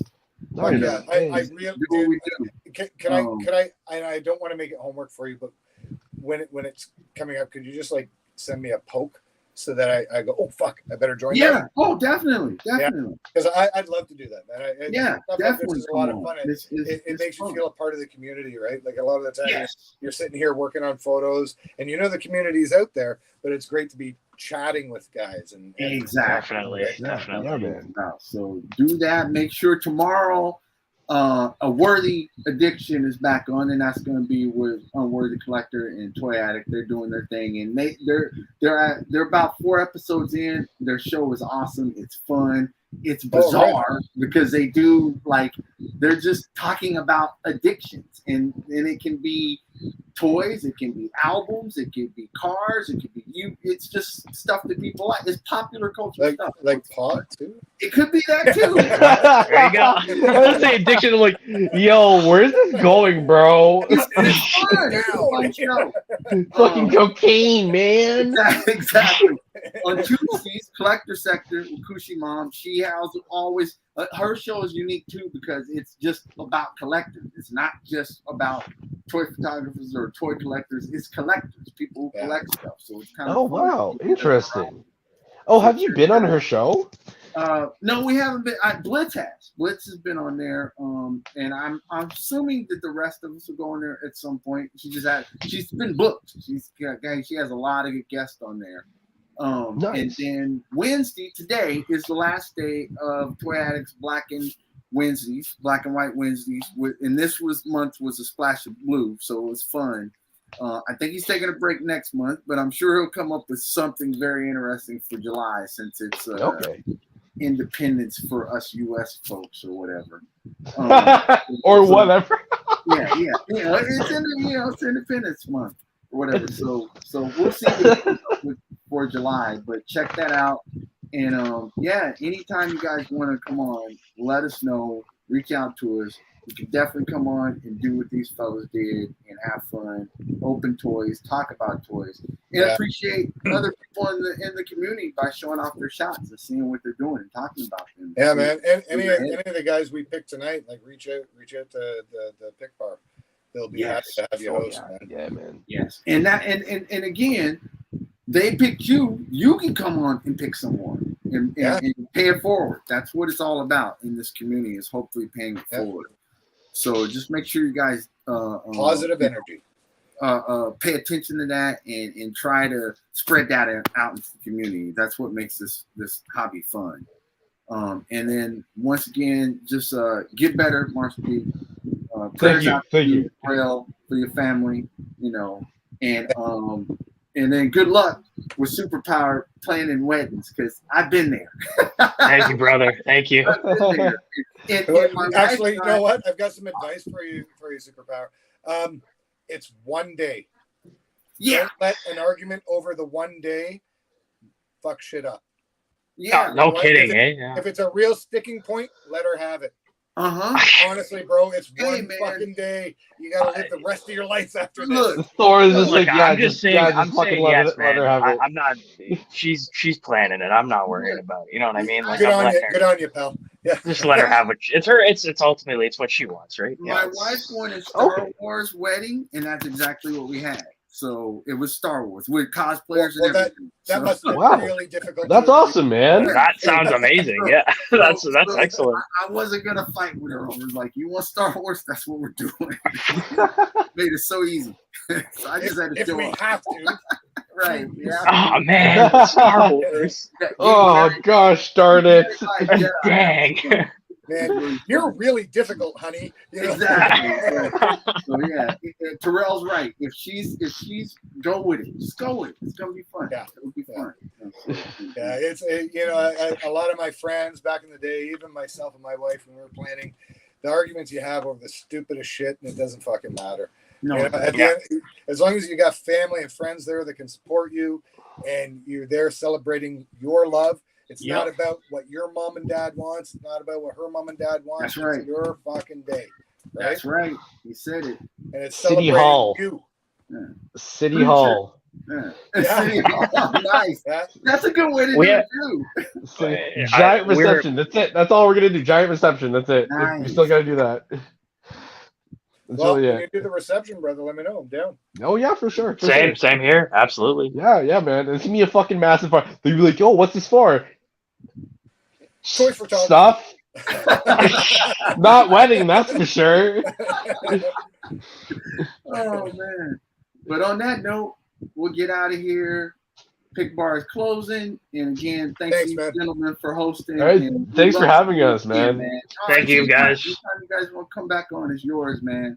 And shout out to everybody in the chat. Like, have a good one. Oh, and an extra shout out to another Canadian out there, the Midnight Star. Dave is in the chat, man. Oh yeah, nice. That's awesome. I'm glad he was able to join us too. Yeah. Hit him up, man. He's a good dude. So it's more, And on that note, of course, Kushi Mama and Danger are also Canadian too. So it was they're on the west side of kind of Toronto. Canadian takeover, which was awesome. I love that. Nice. Yeah. So dope. Yeah. Well, thank you, Thor, for absolutely. Thanks so much. Thank you. I appreciate it, bro. I really do. See you guys. We're out of here. All All right. right. Take care. Later. Take care. Peace.